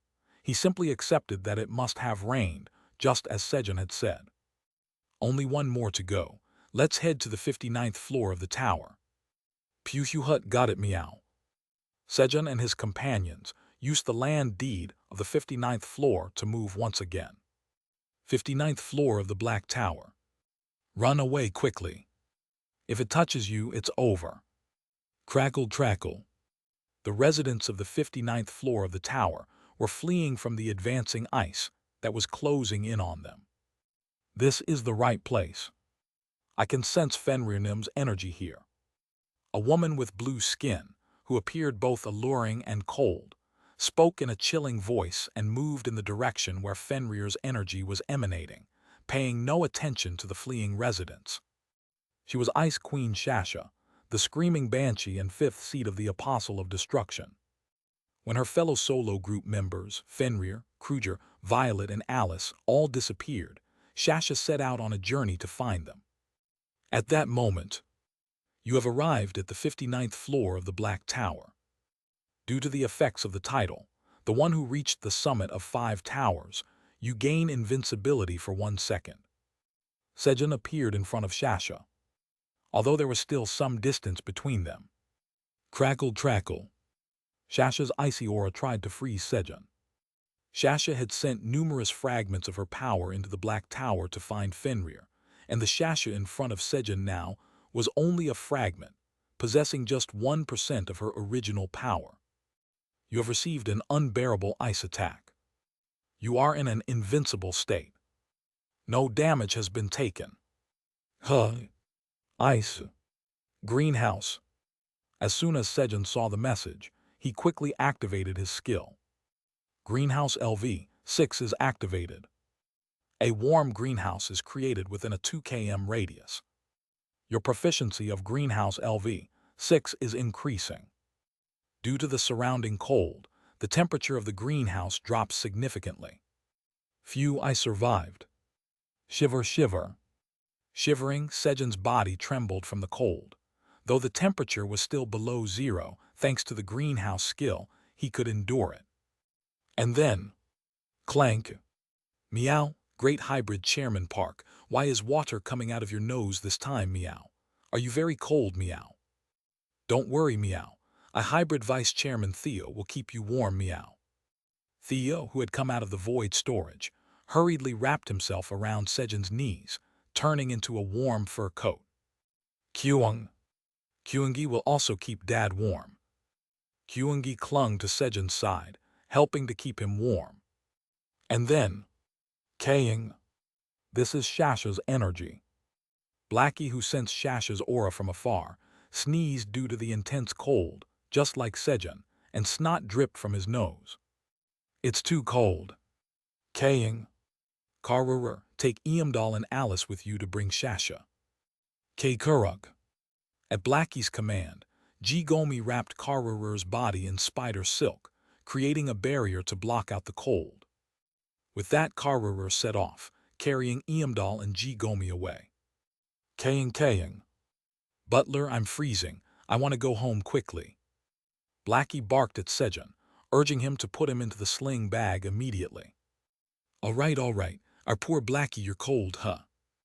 Sejun quickly picked up Blackie, wiped the snot from his nose, and placed him in the sling bag. Since it was still cold, Sejun put on a few more layers of clothing. But is this a farm? As Sejun was examining the neatly stacked piles of grass around him. Rustle.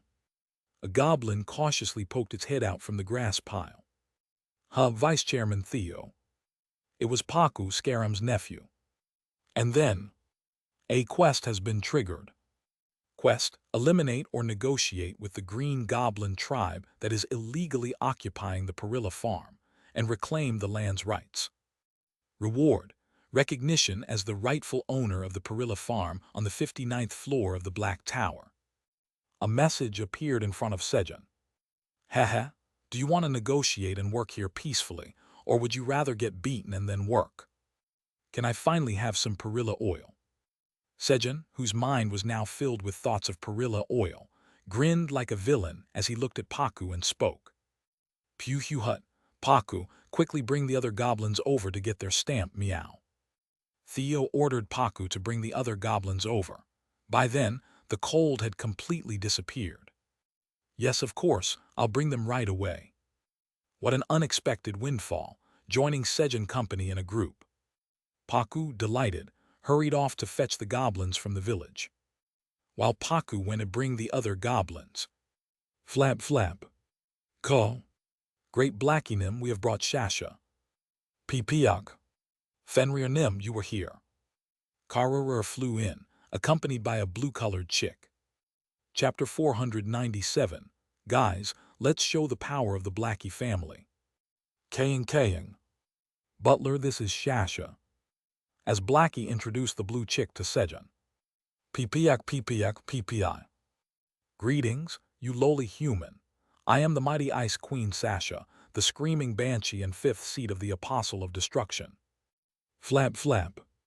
The blue chick struggled to fly, hovering above Sejun, and with a rather arrogant expression directly introduced itself to him. Kaying. Shasha, bow your head. PPI. What? She had offended Blackie. Kaying. What kind of language is that toward my butler? What are you doing? Bow your head immediately. PPI. Yes. At Blackie's command, Shasha quickly lowered its head. Everything is going according to plan. Karurur silently laughed as he watched Shasha. Karurur had intentionally not informed Shasha of Sejun's rank when bringing it over. Partly because he wanted Shasha to go through the same thing he did. If Shasha's first impression is bad, he'll give it an even more terrible name than mine, right? It was a grand scheme to ensure Shasha would receive a worse name from Sejun. Regrettably, up to this point, there wasn't a single name Sejun had given that was worse than his own. Go Sejun Nim, create your life's masterpiece. Karurur brought his two wings together as if in prayer, cheering for Sejun. Is the exorcism not complete yet? Sejun cautiously increased the distance between himself and the blue chick, bowing its head. Kaying. Butler, give the chick a name. Blackie requested Sejun to name the chick. Should I? Sejun's naming shop opened on the 59th floor of the Black Tower. Thump thump. Everyone in the Blackie family, except for Shasha, whose head was still lowered, felt their hearts pound with anticipation. All eyes were on Sejun's lips, and their ears were as perked up as possible so that they wouldn't miss his voice no matter what. Since it's Shasha, how about Shasha Shack? No, I should avoid anything that sounds too much like an apostle of destruction. Then, since it's a blue chick, so maybe Perry. Or since it's a bird that uses ice, how about Eelcy? TL note, so once again, Shasha Shack is a combination of the name Shasha, Kosiesiainus, and the onomatopoeia Shack, Kosiainus, which together create the sound of something being destroyed or slashed.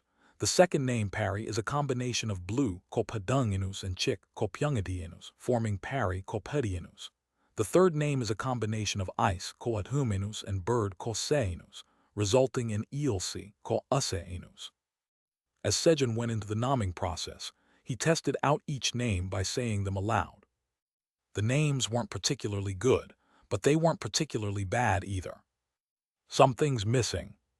There was nothing that stood out. Feeling unsatisfied, Sejun went into deeper contemplation. Since it uses screams and ice, how about combining the B from scream with the character for ice Chinese letter, making it Bingdek? TL note, the name Bingdek is a combination of Hangul Kopyupenus from Kopimyungenus, scream plus Kopingenus, Chinese letter, the Chinese character for ice, and Kodukenus, chicken, creating Bingdek Kopindekenus. Or to combine Eastern and Western, blue chick becomes Bluari.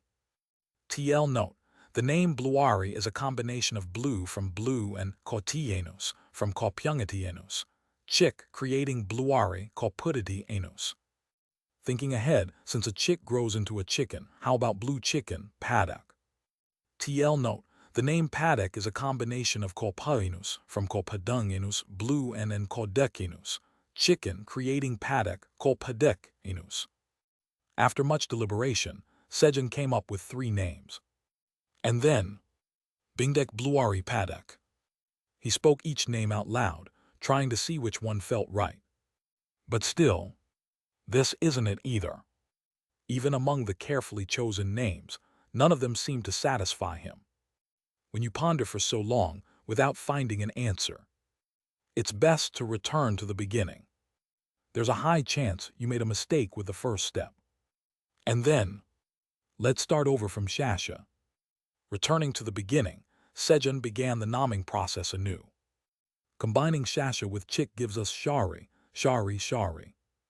TL note, the name Shari is a combination of Kosyainus from Kosyesienus, Shasha, and Kodienus from Kopyungadienus, chick, creating Shari, Kosyedienus. This is it. The more he said it, the more the name rolled naturally off his tongue. All right, from now on your name is Shari. Kilahit Kaying. Hee, it's worse than my name. That's right, Eamdal is better than Shari, isn't it? K. Kurug. Sharalang. It's better than my name, though. Blackie family's reactions were mixed at Sejun's words. Living with Sejun had warped their sense of what constituted a good name. No way. Of course, the one most disappointed by the name Shari was Karurur. Karurur seemed destined to be recorded as Sejun's masterpiece for a long time to come. And just as Sejun finished naming Shari, your proficiency of beekeeping LV 9 has filled up and the level has increased. A message appeared before Sejun's eyes. Finally, his beekeeping skill had reached the master level. Black Tower, 99th floor. Sweetie's hive. Wera. Thousands of poisonous queen bees lined up in a long queue in front of Sweetie's hive. And then, Sweetie Nim, congratulations on becoming the great poisonous queen bee. The queen bees entered the hive to give their congratulatory greetings to Sweetie. Sweetie, who had learned much under the previous great poisonous queen bee, had finally evolved into the great poisonous queen bee herself. Thank you. Sweetie received the congratulatory messages from the queen bees with a nonchalant attitude. I wish Sejun Nim were here. She regretted not being able to show Sejun the moment when she became the great poisonous queen bee. While Sweetie was receiving the queen bee's congratulations. Were. Haha, Sweetie Nim, congratulations on becoming the great poisonous queen bee. This is a token of my sincerity. The seventh queen bee, whom Sejun called Seventh, congratulated Sweetie and placed a red object in front of her. True to her talent as a schemer, Seventh didn't miss the chance to offer a bribe. Why such a thing? The other queen bees couldn't understand the Seventh's actions. A seed. The object placed in front of the poisonous queen bee was an unknown seed. It wasn't something that could be eaten like pollen or honey. However, smile. Sejun Nim would be happy if I give him this seed, right? For the first time, a smile appeared on the previously expressionless face of the great poisonous queen bee, Sweetie. Hey, it worked. To win over Sweetie Nim's heart, you must first win over Sejun Nim's heart. Seventh proudly took her place to Sweetie's right, looking at the other queen bees. Haha, Sweetie Nim, is there anything you need? Seventh eagerly rubbed its front legs together, fully displaying her talent as a schemer. Black Tower, 59th floor. Pew Hugh Hut, hurry up and get your stamp, meow. Yes. Hey, don't push me. I'm going first. Hearing Paku's words, the goblins from Gobo Village who had arrived at the Perilla farm began competing to get Theo's stamp. Here, goblins who got their stamps can take food from here. They were eager to eat the food that Sejun had prepared. Just the aroma was enough to make them imagine the delicious taste that would explode in their mouths. Pew Hugh Hut, don't worry, meow. A hybrid Vice Chairman Theo will stamp everyone in one go, meow. Pababek. Theo moved swiftly using Meow Step, stamping hundreds of goblins on their shoulders in no time. Oh, it's delicious. Wow, how can something taste this good? The goblins quickly took advantage of the high-quality company cafeteria of Sejun Company. But what's over there? As Sejun ate with the goblins, he looked toward the south, where he sensed a fragment of Fenrir's core and asked the goblins. He was trying to gather information. He suspected that a monster might have picked up the fragment of Fenrir's core. Over there, if you mean that area, that's the Forest of Abyss. Paku answered Sejun's question. Forest of Abyss. Yes, a few months ago a mist appeared in the forest, and since then no one who goes in has come out, so that's the name it got. I see. I guess I'll have to go and see for myself. Sejun didn't get any special information other than that the place where Fenrir's core fragment was located was suspicious. After finishing his meal, Shari, can you freeze this for me? He handed a glass of watermelon juice to Shari. Then, pipiak. Yes, I'll show you the power of Shari, the chick of screams and ice. Shari immediately flew straight to Sejun, grabbing the glass with her tiny wings and focusing her strength. After a brief private conversation with Blackie, where they had a heart-to-heart conversation, Shari had become extremely polite. Pipiak. Aga. Shari let out a strange cry as she tried to freeze the watermelon juice with all her might. But, pipiak. Lacking the power, she could only freeze the surface of the watermelon juice slightly, leaving her feeling very dejected. However, oh, did you intentionally make it slushy? Shari, you've got some good sense. She wasn't very good at making ice cubes, but Sejun, thinking that Shari had done it on purpose, praised Shari and seemed pleased. Pipiak. Of course, it was all part of my plan. Thanks to Sejun's compliment, Shari regained her confidence. Do I suddenly feel bad? The ice cube suffered an inexplicable defeat. After enjoying his watermelon juice. All right, everyone, let's harvest the perilla seeds. Sejun mobilized the goblins and his companions to start collecting perilla seeds. Since they had perilla plants in front of them, they couldn't just leave them behind. He felt a little regretful that they couldn't pick the perilla leaves earlier. after filtering out the impurities from the harvested perilla seeds. Kyungi, can you press this for me? Kyung. Got it. Kyungi lifted the perilla seeds into the air using telekinesis. Then, Kyung. As Kyungi compressed the perilla seeds with force. Drip, drip. Perilla oil began to flow out from the seeds. Ah, the smell is amazing.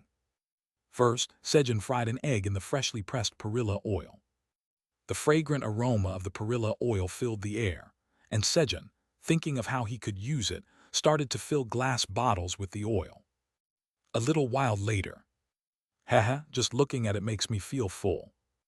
Sejun, with a satisfied smile, looked at the 300 glass bottles filled with perilla oil. Your soul feels fulfilled. Your mental strength has increased by 1. His mental strength had increased. All right, let's get moving. Take good care of the farm while I'm gone. Yes, leave it to us, Chairman Park. Sejun, receiving a warm farewell from the goblins, set off toward the direction of the Forest of Abyss, where he sensed a fragment of Fenrir's core. 1 hour later. So this is the Forest of Abyss. Sejun and his companions came upon a forest filled with dense gray fog. The mist was damp and gave off an ominous, sticky feeling. It feels creepy to go in. Kyungi use Kyungfuo. Kyung Kyuying. Understood, mist disappear. Following Sejun's command, Kyungi used Kyungfu to blow away the fog. Crash. Boom bang. However, Kyungi's strength was too overwhelming, causing not only the fog but also the trees of the forest to be blown away, leaving the area clear and visible. Kyungi's power was more and more surprising the more he saw it. Kyungi, well done. Kyuiha. Sejun praised Kyungi and walked toward the once fog-covered plain that had become a now completely clear Forest of Abyss. And then, Fogra, the mist of the abyss. They discovered the culprit creating the fog at the center of the forest. A creature the size of a dump truck with a round body. Its body was covered with suction cup-like mouths. Gulp, gulp. And from those mouths, it was exhaling gray mist. Kaying. Huh. That creature. Blackie, who had noticed Fogra belatedly, was taken aback. Meanwhile, the fog that Kyungi had blown away began to creep back, surrounding Sejun and his companions. Meow meow meow meow meow meow. Theo immediately attacked the fog with his meow meow storm fist. Kyung. Kyung meteor punch. Kyungi followed Theo's lead and attacked the fog. However, the gray mist absorbed both their attacks without a trace. It's useless. That creature's fog absorbs all attacks. The only way to deal with it is to enter the fog and battle against all the souls that Fogra has absorbed. Even for Fenrir, that was impossible. In the past, unable to defeat Fogra, Fenrir had swallowed Fogra and the mist whole to deal with it. Fenrir had devoured and digested many beings in this way, but there were 5 beings he could not fully digest and had to seal. Fogra, the mist of the abyss, was one of them. Fogra, which had been sealed in Fenrir's core fragment, began to regain its strength when Fenrir's power weakened. It even manipulated Fenrir's core fragment to create its own body, and was now turning this place into its territory. At that moment, Fenrir, so you were here all along. The mist began to surround Blackie. It was trying to settle the old score. Fenrir, this time I'll devour you. The mist swallowed Blackie. However, welcome. Guys, let's show the power of the Blackie family. Blackie was no longer the solitary wolf fighting alone, as he once had been. What is this, Fenrir, why aren't you alone? Within Fogra's mist, which had the ability to merge everyone's mental world, all 7 former apostles of destruction revealed their colossal forms. Chapter 498, I'm not going. The mental world of Fogra, the mist of the abyss. Let us become one. To live an eternal and immortal life with Fogrenim. Hundreds of millions of various souls, who had their souls devoured by Fogra and were reborn as its minions, charged toward Blackie and his subordinates. Heroes with magnificent appearances, monsters with grotesque forms, gods exuding holy energy, and demons radiating ominous auras. They all moved under Fagra's command, forcibly united as allies. Get out of the way. Thump thump. As Blackie advanced toward the castle where Fagra's soul resided, taking down enemies along the way. Harvest of death. Severing spider web.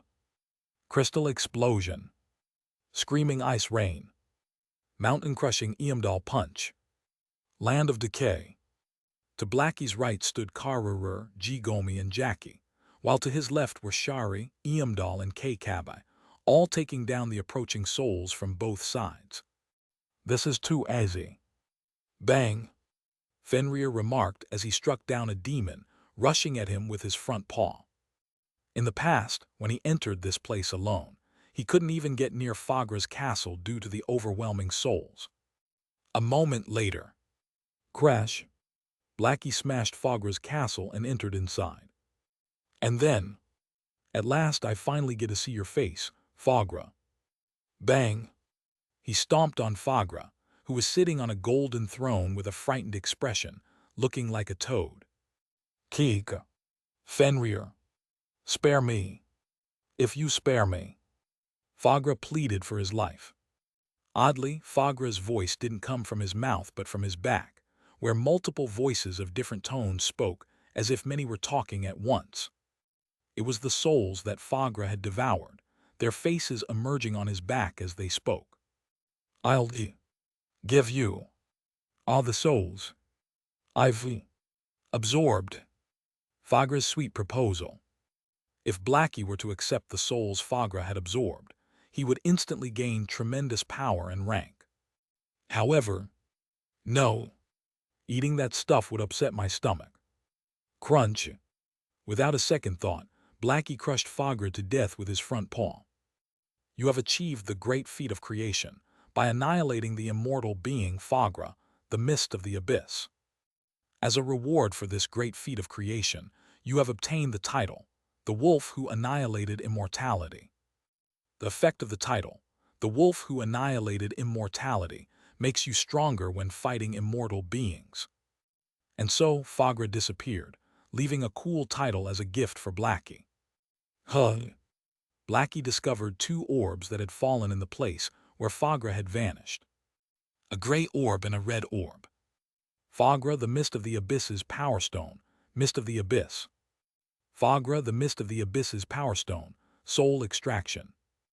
These were the Power Stones, containing the very powers that defined Fagra. And then, us out. Fagra is dead, why are we still trapped here? Demons perish.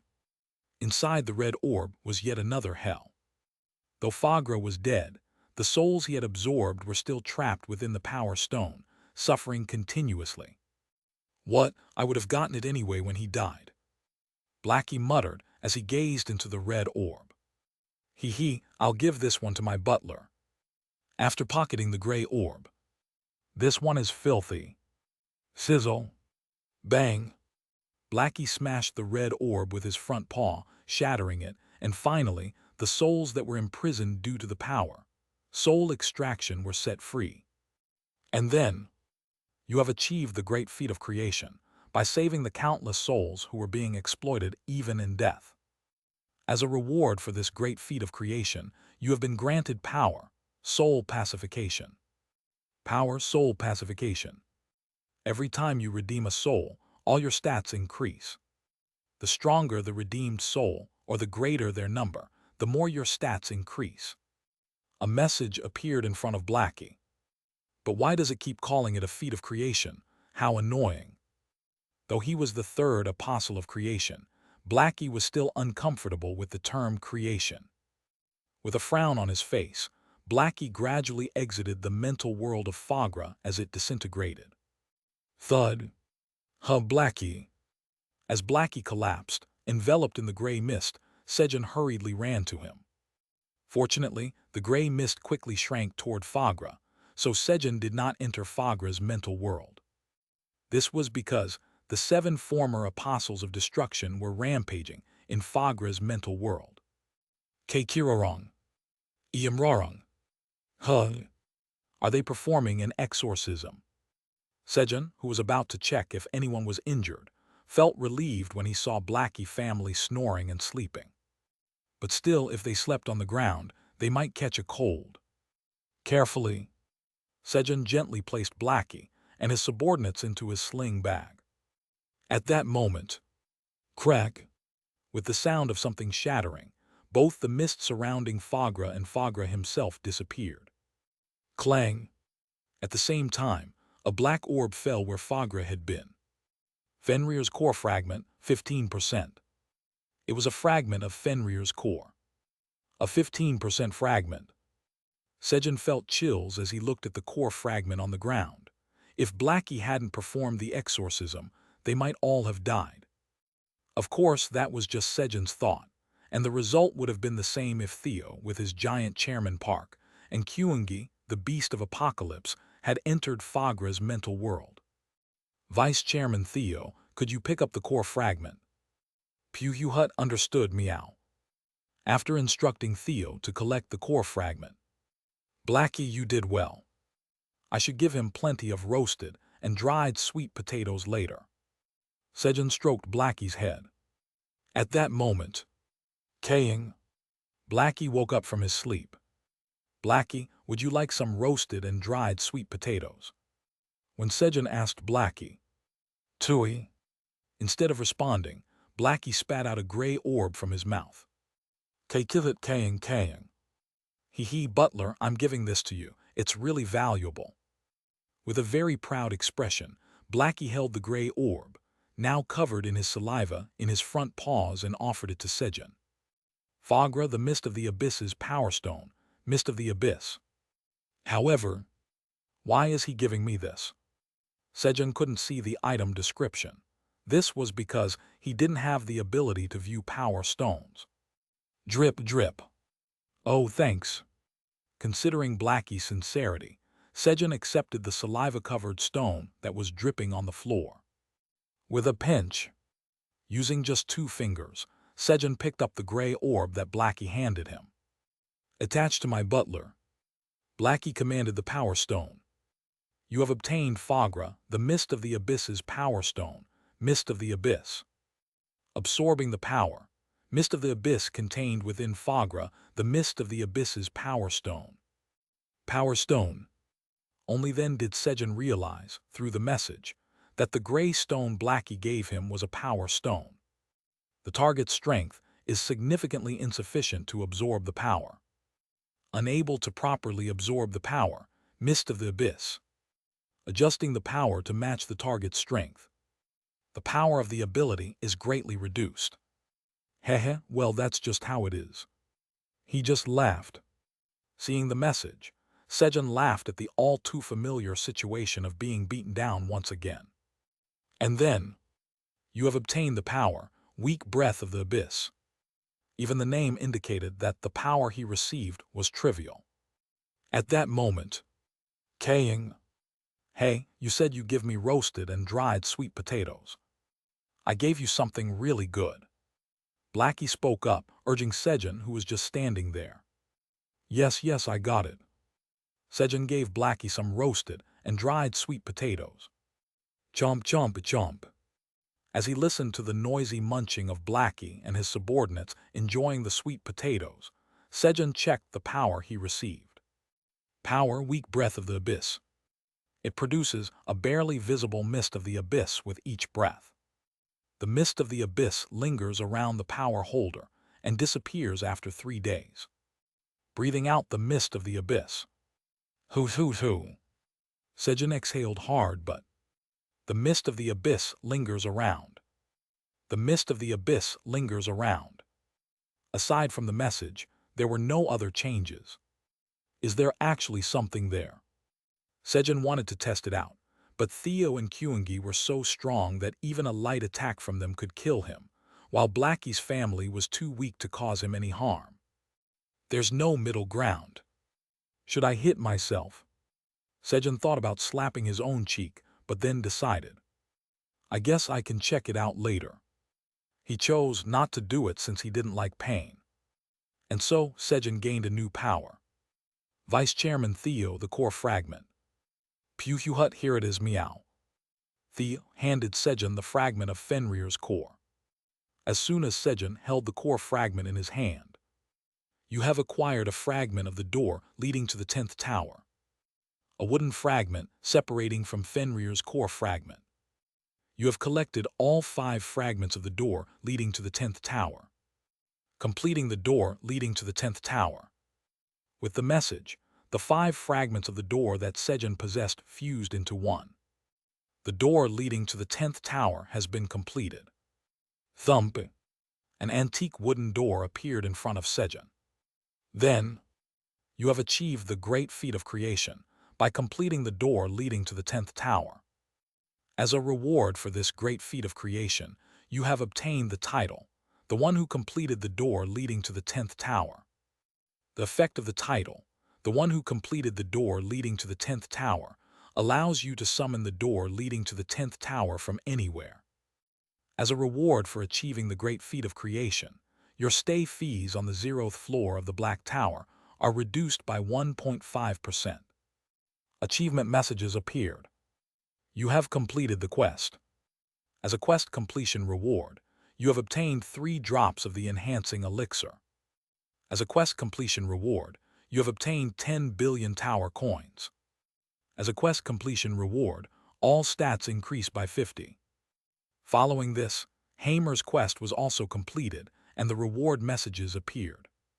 Hehe, I finally get to use this. Sejun laughed as he pulled out the key to the 10th tower. Then, clicking, he inserted the key into the keyhole on the wooden door handle. Creak! It should have turned with a click. Why isn't this turning? The key wouldn't turn. Eek!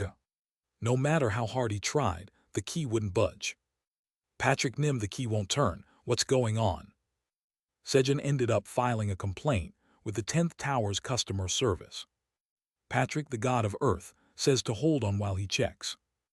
Okay, hey guys, how about we have some snacks while we wait? Puhuhut, that sounds good, meow. Give me churu, meow.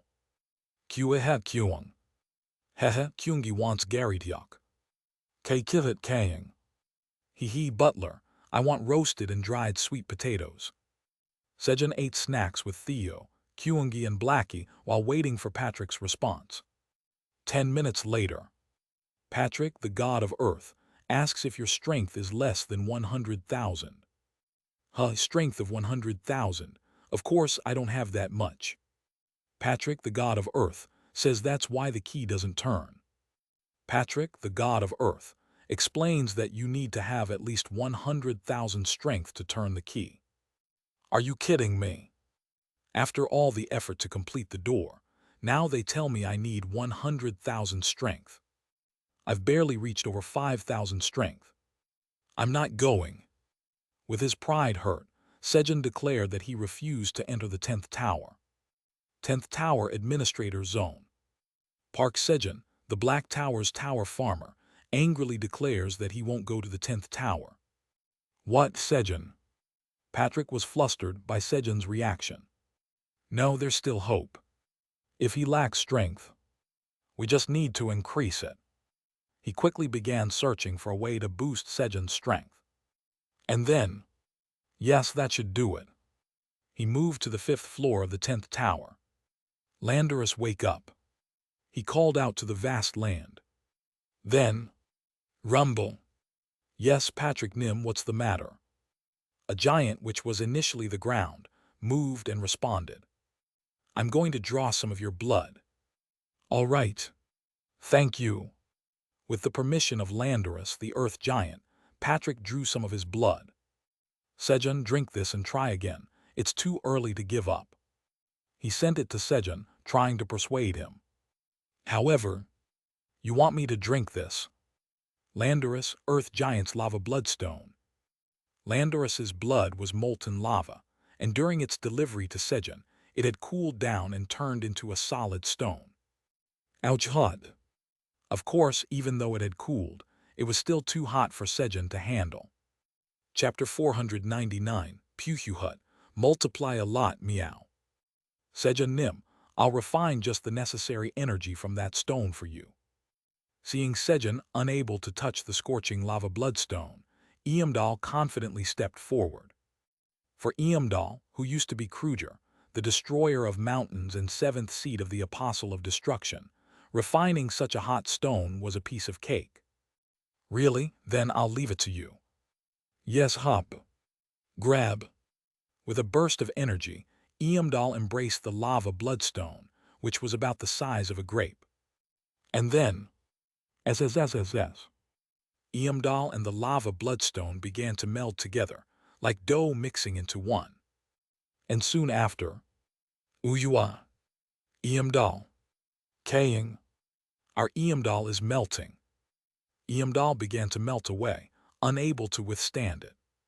The lava bloodstone was only stone on the outside, but inside it was pure molten lava. Pibayak, Eamdal, don't worry, I'll cool you down. Shari, who had once been Queen Sasha, the screaming banshee and fifth seed of the Apostle of Destruction, rushed forward, placing her two wings on Eamdal and pouring out cold air. However, SSSSS. Startled, Shari quickly pulled her wings away from Eamdal. Pipiayak, pipiayak. Hot, hot, my feathers are burning. Shari began screaming in pain so loudly that it hurt the ears. Forget about ice. She was more like the queen of screams and whining at that moment. SSSSS. Meanwhile, Sejun hurriedly poured water on Eamdal, allowing him to barely recover and return to his original form. Sejun Nim, I'm sorry. I didn't realize there was lava inside. It's fine. Thanks to you, we found out there's lava inside. If he had just cooled the surface and tried to eat it, he would have died, cooked from the inside. Sejun comforted Eamdal, who was blaming himself like that. Pibayak. But I'm the queen of screams and ice. It's okay, Shari. This time he comforted Shari, who was feeling depressed due to her weakened powers. The only ones who understand the heart of a sunfish are other sunfish.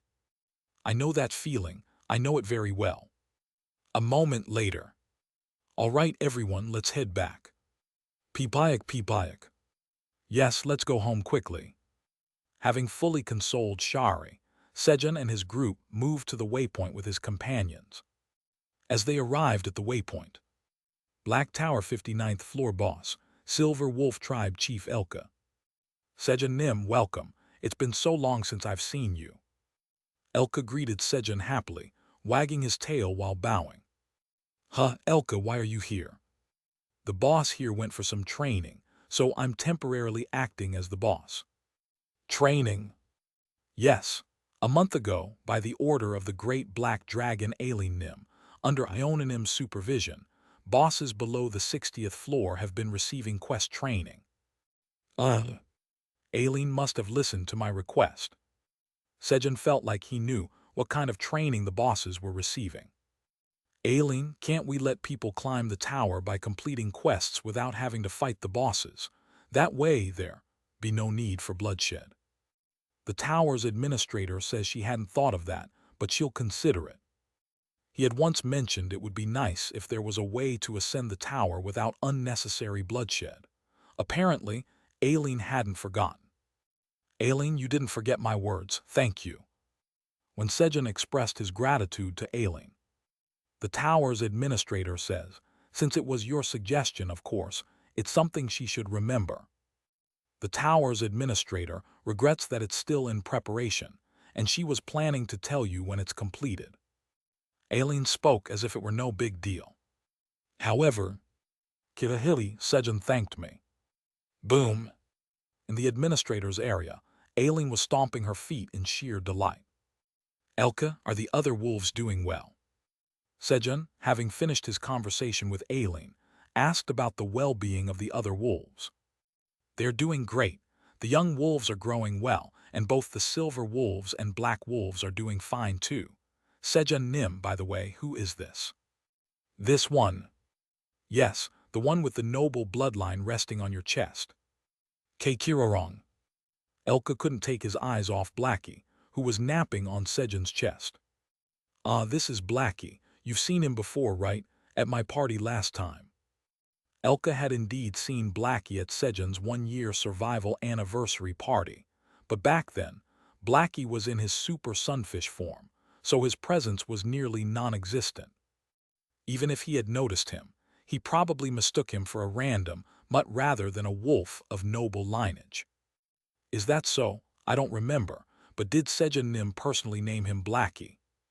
Elka, feeling regretful at such a common-sounding name used for a neighborhood mutt, asked hesitantly. Yeah, it's fine, right? Yes, it's a name that perfectly suits one of noble blood. Having lived in society for a long time, Elka knew how to keep his true feelings in check. Blackie, wake up, say hi to Elka, he's a wolf like you. Kaying. When Sejun woke him, Blackie frowned as he groggily got up. I greet the noble wolf of esteemed lineage, Blackie Nim. Upon Elka's polite greeting, Kilahit Kaying Kai. Hey, that's right, I am of noble bloodline, the invincible wolf, the great Blackie. Feeling flattered by Elka's respectful treatment, Blackie barked in delight. Kirorong. Then he promptly fell asleep again. And you have welcomed a noble baby wolf respectfully. All abilities increase by 1% for 1 week. Talent, faint elegance will activate for 1 week. Messages appeared in front of Elka. This was why wolves couldn't help but be in awe of wolves with noble blood. Just meeting them provided numerous buffs. All right, we'll be going now. Yes, please take care, Sejun Nim. Why is his fur suddenly so glossy? Sejun wondered about Elka's suddenly changed fur as he returned to the 99th floor of the Black Tower. On the first floor of the Black Tower, I heard there's a hunter who just surpassed 500 in all stats. Yeah, I heard he is a Korean. Really? So, Earth's second strongest after Park Sejun is also coming from Korea. Who knows, maybe the strongest will change. To be honest, no one knows what Park Sejun's stats are. That's true, we just assume he's amazing because everyone says so. 2 hunters were chatting about a rising star hunter who had burst onto the scene like a comet. No, what dangerous things are you saying? How could I become the strongest by surpassing Sejun? Oh Kyung-chul, who had been quietly listening to their conversation with a satisfied expression and nodding, was startled. If I eat a lot like this, what about Sejun? We have to make sure Sejun gets some too. If I'm going down, I'm taking you, my comrade, with me. We've got to share the good stuff. Kyung-chul had been planning to eat fewer seedless grape for beginners by using Sejun as an excuse. However, Puhaha, oh Kyung-chul, are you worried about Sejun Nim? Don't worry, Sejun Nim is way stronger than you. You'd have to eat about 5,000 of those to even come close. Stop spouting nonsense and eat, or we'll force-feed you. I understand, I'll eat them. Through the words of the black bears, Kyung-chul realized just how strong Sejun was. But do I really need to get stronger now? There was nothing wrong with being strong, but lately, I can climb the tower just by completing quests. Kyung-chul recalled the recent news about the Phoenix Guild's hunters reaching the 55th floor of the tower. Since a month ago, the boss of the 51st floor had started offering a quest, bring him what he desired, and he would allow the use of the waypoint. Shortly after, the bosses of the 52nd, 53rd, and 54th floors had begun giving similar quests every few days. Thanks to that, hunters who had given up on climbing the tower had recently started ascending again. Well, they got stuck again on the 55th floor. That's because the quest from the Black Rabbit, the king and boss of the Red Ribbon Kingdom on the 55th floor, was just too difficult. Pipayak. If you swim better than me, you pass. The Black Rabbit, who had learned how to swim from Sejun in the pond on the 99th floor of the Black Tower, had an enormous amount of pride in its swimming skills. You have arrived at the 99th floor of the Black Tower. Tor Young. Sejun, who had arrived on the 99th floor of the tower, called out to Tor Young as he headed home. Hey, why are they lined up? Sejun noticed a long line of poisonous bees stretching endlessly. Is something happening? What's going on here? Sejun approached one of the poisonous bees in line and asked, Where? Sejun Nim, hello. We're waiting to offer our congratulations to Sweetie Nim, who has become the great poisonous queen bee. Our sweetie has become the great poisonous queen bee. Then this is no time to waste. I need to go congratulate her right away. Sejun hurried toward the cave where Sweetie's hive was located. Then, welcome Sejun Nim. Sweetie, who had evolved into the great poisonous queen bee with a larger body and more splendid wings than before, greeted Sejun warmly at the entrance of the cave. She had come out to welcome Sejun after hearing from her subordinates that he had arrived. Sweetie, congratulations on becoming the great poisonous queen bee. When Sejun conveyed his congratulations, I'm so happy that Sejun Nim is congratulating me. Rub. Sweetie rubbed herself against Sejun's face in joy, just like she used to. Sejun Nim, here's a gift. I need to go back now. Sweetie handed Sejun a seed given to her by Seventh, then hurried back to her hive to continue receiving congratulations from the other poisonous bees. I should be the one giving her a gift, though. I'll make sure to give her something nice later. Sejun felt a bit guilty towards Sweetie. A seed? But why does this seed have question marks in its name? Noticing that the seed didn't have a name, Sejun picked it up and examined it closely. A seed. It hatches when you put magic power into the seed. Usage restriction. It hatches if you infuse magic power. After reading the description, Sejun thought, Aileen, can you appraise this for me? Since entering the tower, Sejun had been practically brainwashed by Aileen with constant education on how unidentified items could be dangerous, so he immediately asked Aileen for an appraisal. A moment later, the tower's administrator warns that this is an extremely dangerous seed and advises you never to plant it. Aileen conveyed the appraisal of the seed to Sejun. Okay, I got it. I absolutely won't plant it. What kind of seed is this? Sejun answered and quickly checked the seed again. Seed of the magic stream. This seed was created to give birth to a new magic stream after the previous magic stream was extinguished.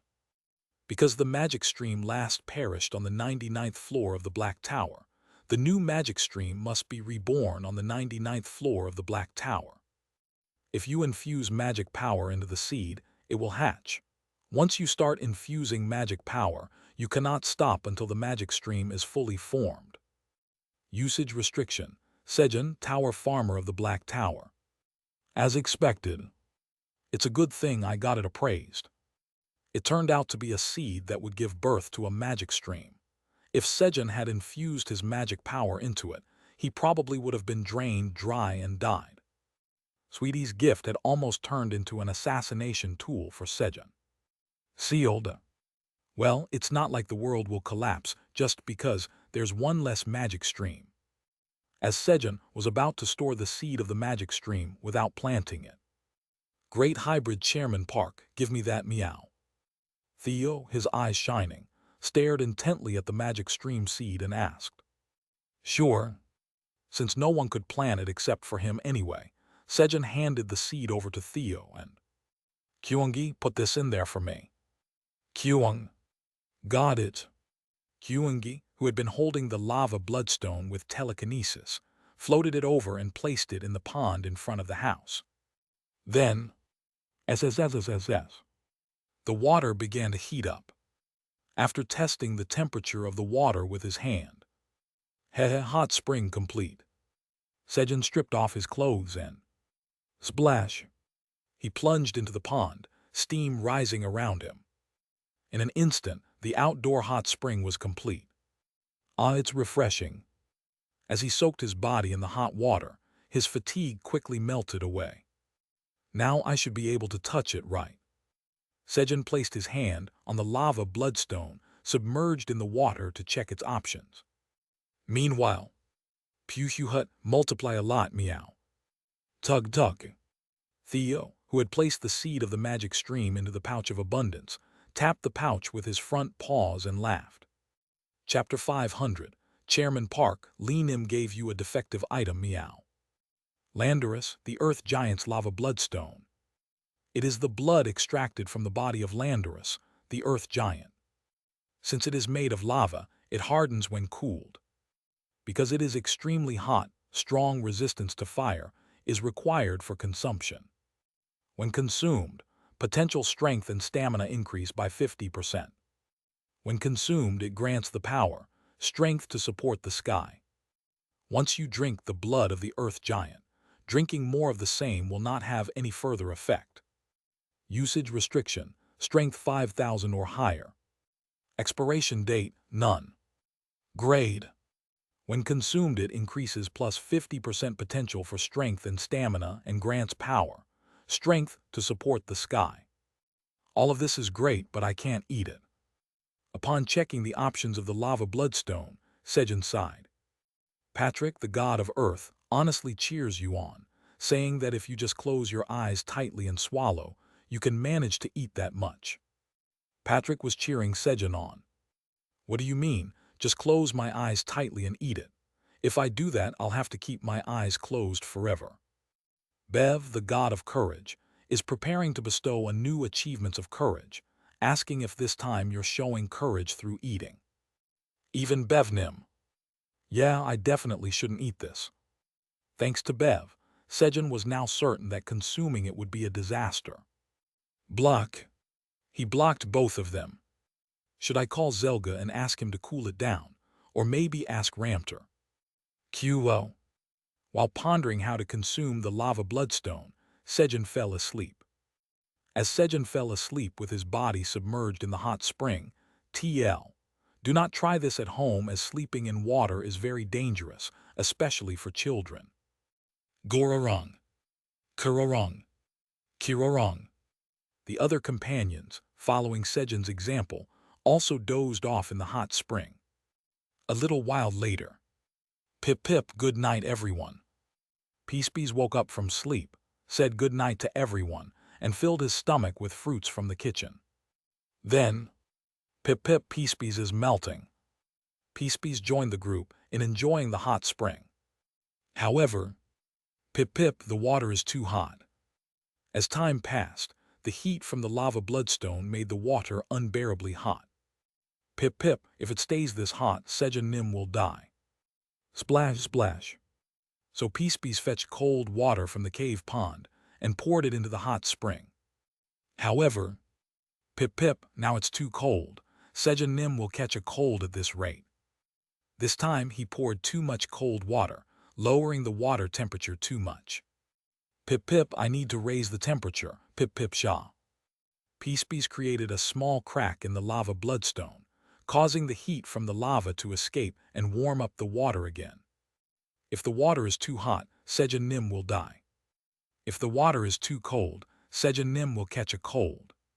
Peacebees tirelessly adjusted the water temperature throughout the night to ensure Sejun could sleep comfortably.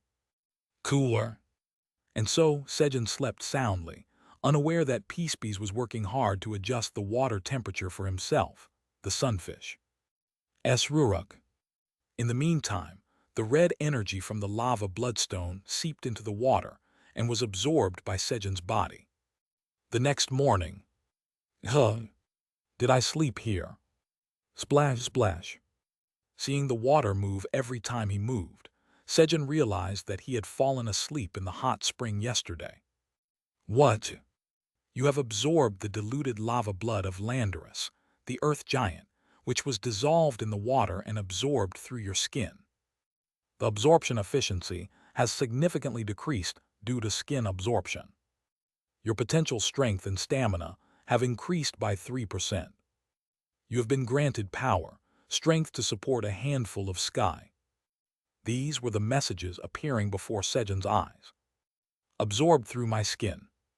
When Sejun touched the lava bloodstone that was in the water, it had cooled down to a lukewarm temperature and had turned into a nameless, ordinary stone.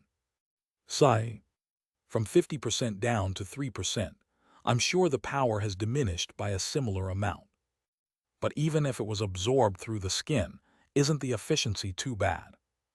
While Sejun was staring hopelessly at the stone that had once been the lava bloodstone. Puhu Hut, Finally, this body has gained the same power as the great hybrid Chairman Park Meow. Kyuha Kyung. Hehe, Kyungi has the same power as Dad, too. Theo and Kyungi, who woke up from Sejun's movements, shouted excitedly. Pip pip, me too. Berorong. Peacebees, who was just about to fall asleep, also boasted about its power before drifting off. Huh, what are you talking about? When Sejun, who didn't understand, asked Theo and Kyungi. Puhu Hut, I hybrid Vice Chairman Theo, also absorbed Landorus's lava blood along with Chairman Park and gained the same power as Chairman Park Meow. I'm so happy, Meow. Kyung Kyung. Kyungi too, I'm so happy. They both answered while dancing happily. And then, since we were in the water together. Sejun realized what had happened. Everyone who had been soaking in the hot spring with him had also absorbed the lava blood of Landorus. If I had known this would happen, I would have just soaked by myself. As Sejun regretted this missed opportunity. Puhu Hut, as expected from the great hybrid Chairman Park Meow, you made the hot spring on purpose to give us power, Meow. Kyung. That is amazing. Theo and Kyungi praised Sejun. Haha, everything was according to my plan. Sejun, full of swagger, basked in their praise. I should check the power. Only then did he check the power he had gained. Power, strength to support a handful of sky. The power has been divided into 11 fragments, greatly reducing its potency. For a short time, your strength increases up to its potential, maximum 1,000. When the beings who possess the 11 divided fragments of the power gather and physically contact with each other, then you can use power. Strength to support 13 handfuls of sky for 13 seconds, increasing strength by 1,300%.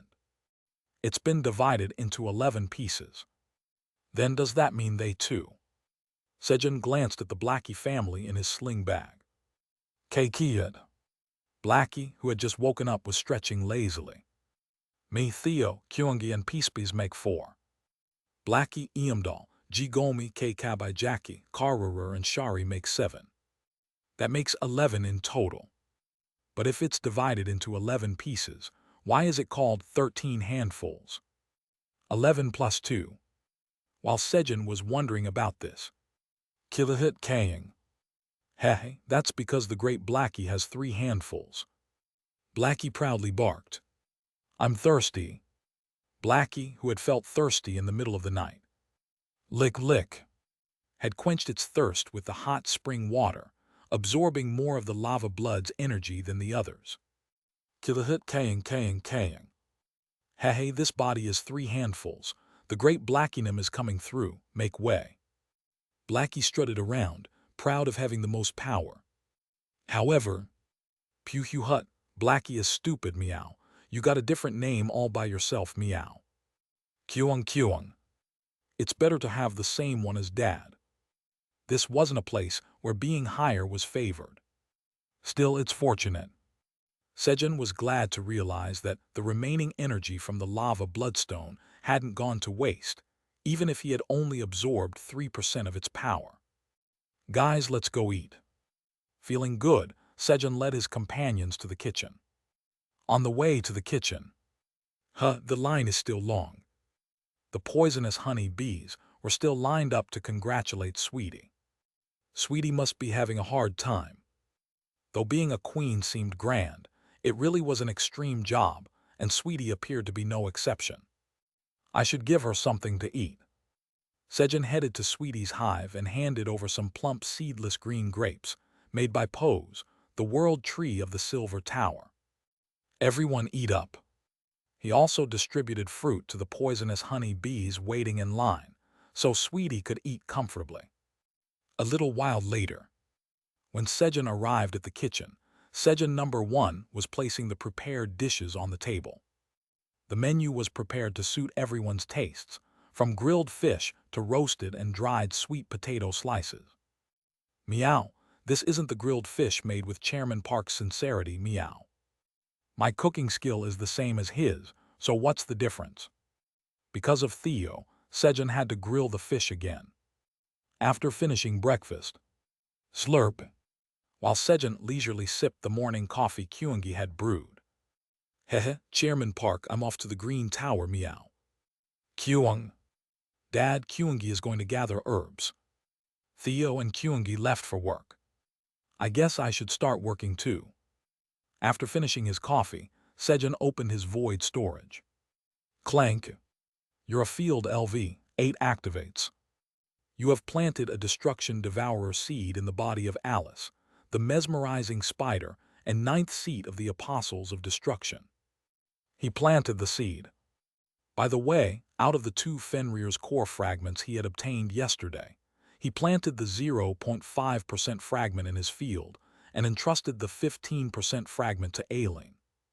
Probably right now, the clan leaders are working hard to purify the 15% core fragment. As Sejun diligently planted the destruction devourer seeds. I almost forgot. He pulled out a glass bottle containing 3 drops of enhancing elixir that he received as a reward for completing the quest. Then, drip drip, he dropped 1 drop each on the destruction devourer seed and the destruction pioneer seed. At that moment, SLRRP, the seeds absorbed the enhancing elixir. Oh, success! The enhancement was successful. The destruction devourer seed increased the amount of energy of destruction it could devour in one go, and the destruction pioneer seed increased the number of seeds it spits out from 1 to 2. As Sejun was checking the options of the enhanced seeds, the energy of creation spread around evolves the existing destruction devourers and destruction pioneers into +1 enhanced versions of destruction devourers and destruction pioneers. A message appeared as the blue energy from the surroundings was absorbed into the destruction devourer and destruction pioneer, causing a group evolution. Hee, my brilliance shines once again today. Sejun grinned in satisfaction. 42nd floor of the Green Tower. Pew Hut, the great hybrid vice chairman Theo has arrived, meow. When Theo shouted as he came out of the bag of the legendary merchant wandering the 9 towers. Welcome! Welcome! Turbo and Shark hurriedly ran over. But then, goo-whoa! They quickly backed away again. Theo, why are you so late? It was because of Ophelia, who had been eagerly waiting for Theo, her eyes practically popping out. Where's my grilled sausage? Of course I brought it, meow, but give me the mugwort first, meow. Here, take it. Here, your grilled sausage, meow. Theo, thank you, then I'll be going. After completing the trade with Ophelia. Report, meow.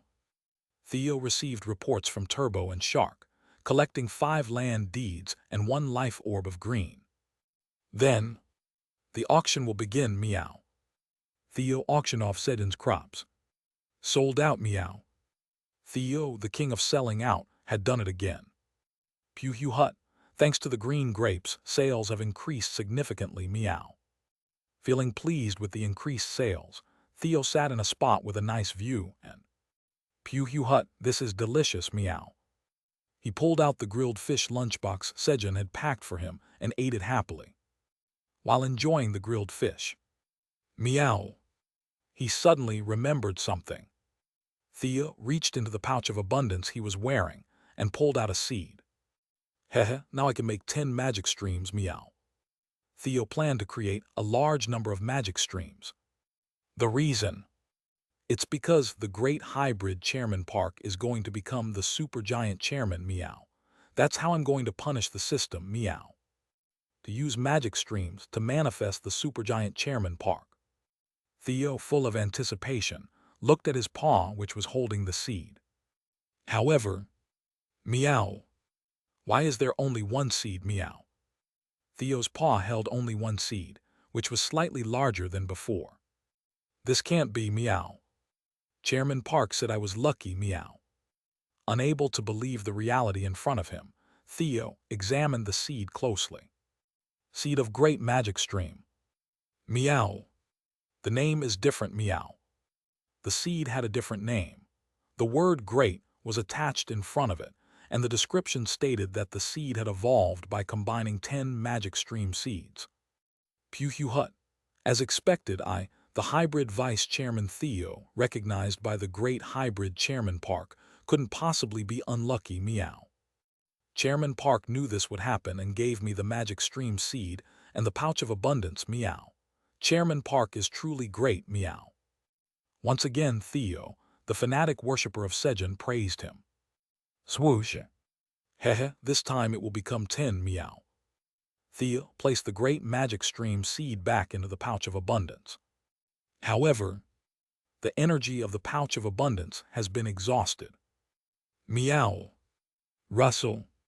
The pouch of abundance, having exhausted its power creating 9 magic stream seeds, turned into light and disappeared. Meow. Chairman Park, Lee Nim gave you a defective item, meow. In a hurry to report Lee's fraud, to Sejun, Theo rushed back to the Black Tower.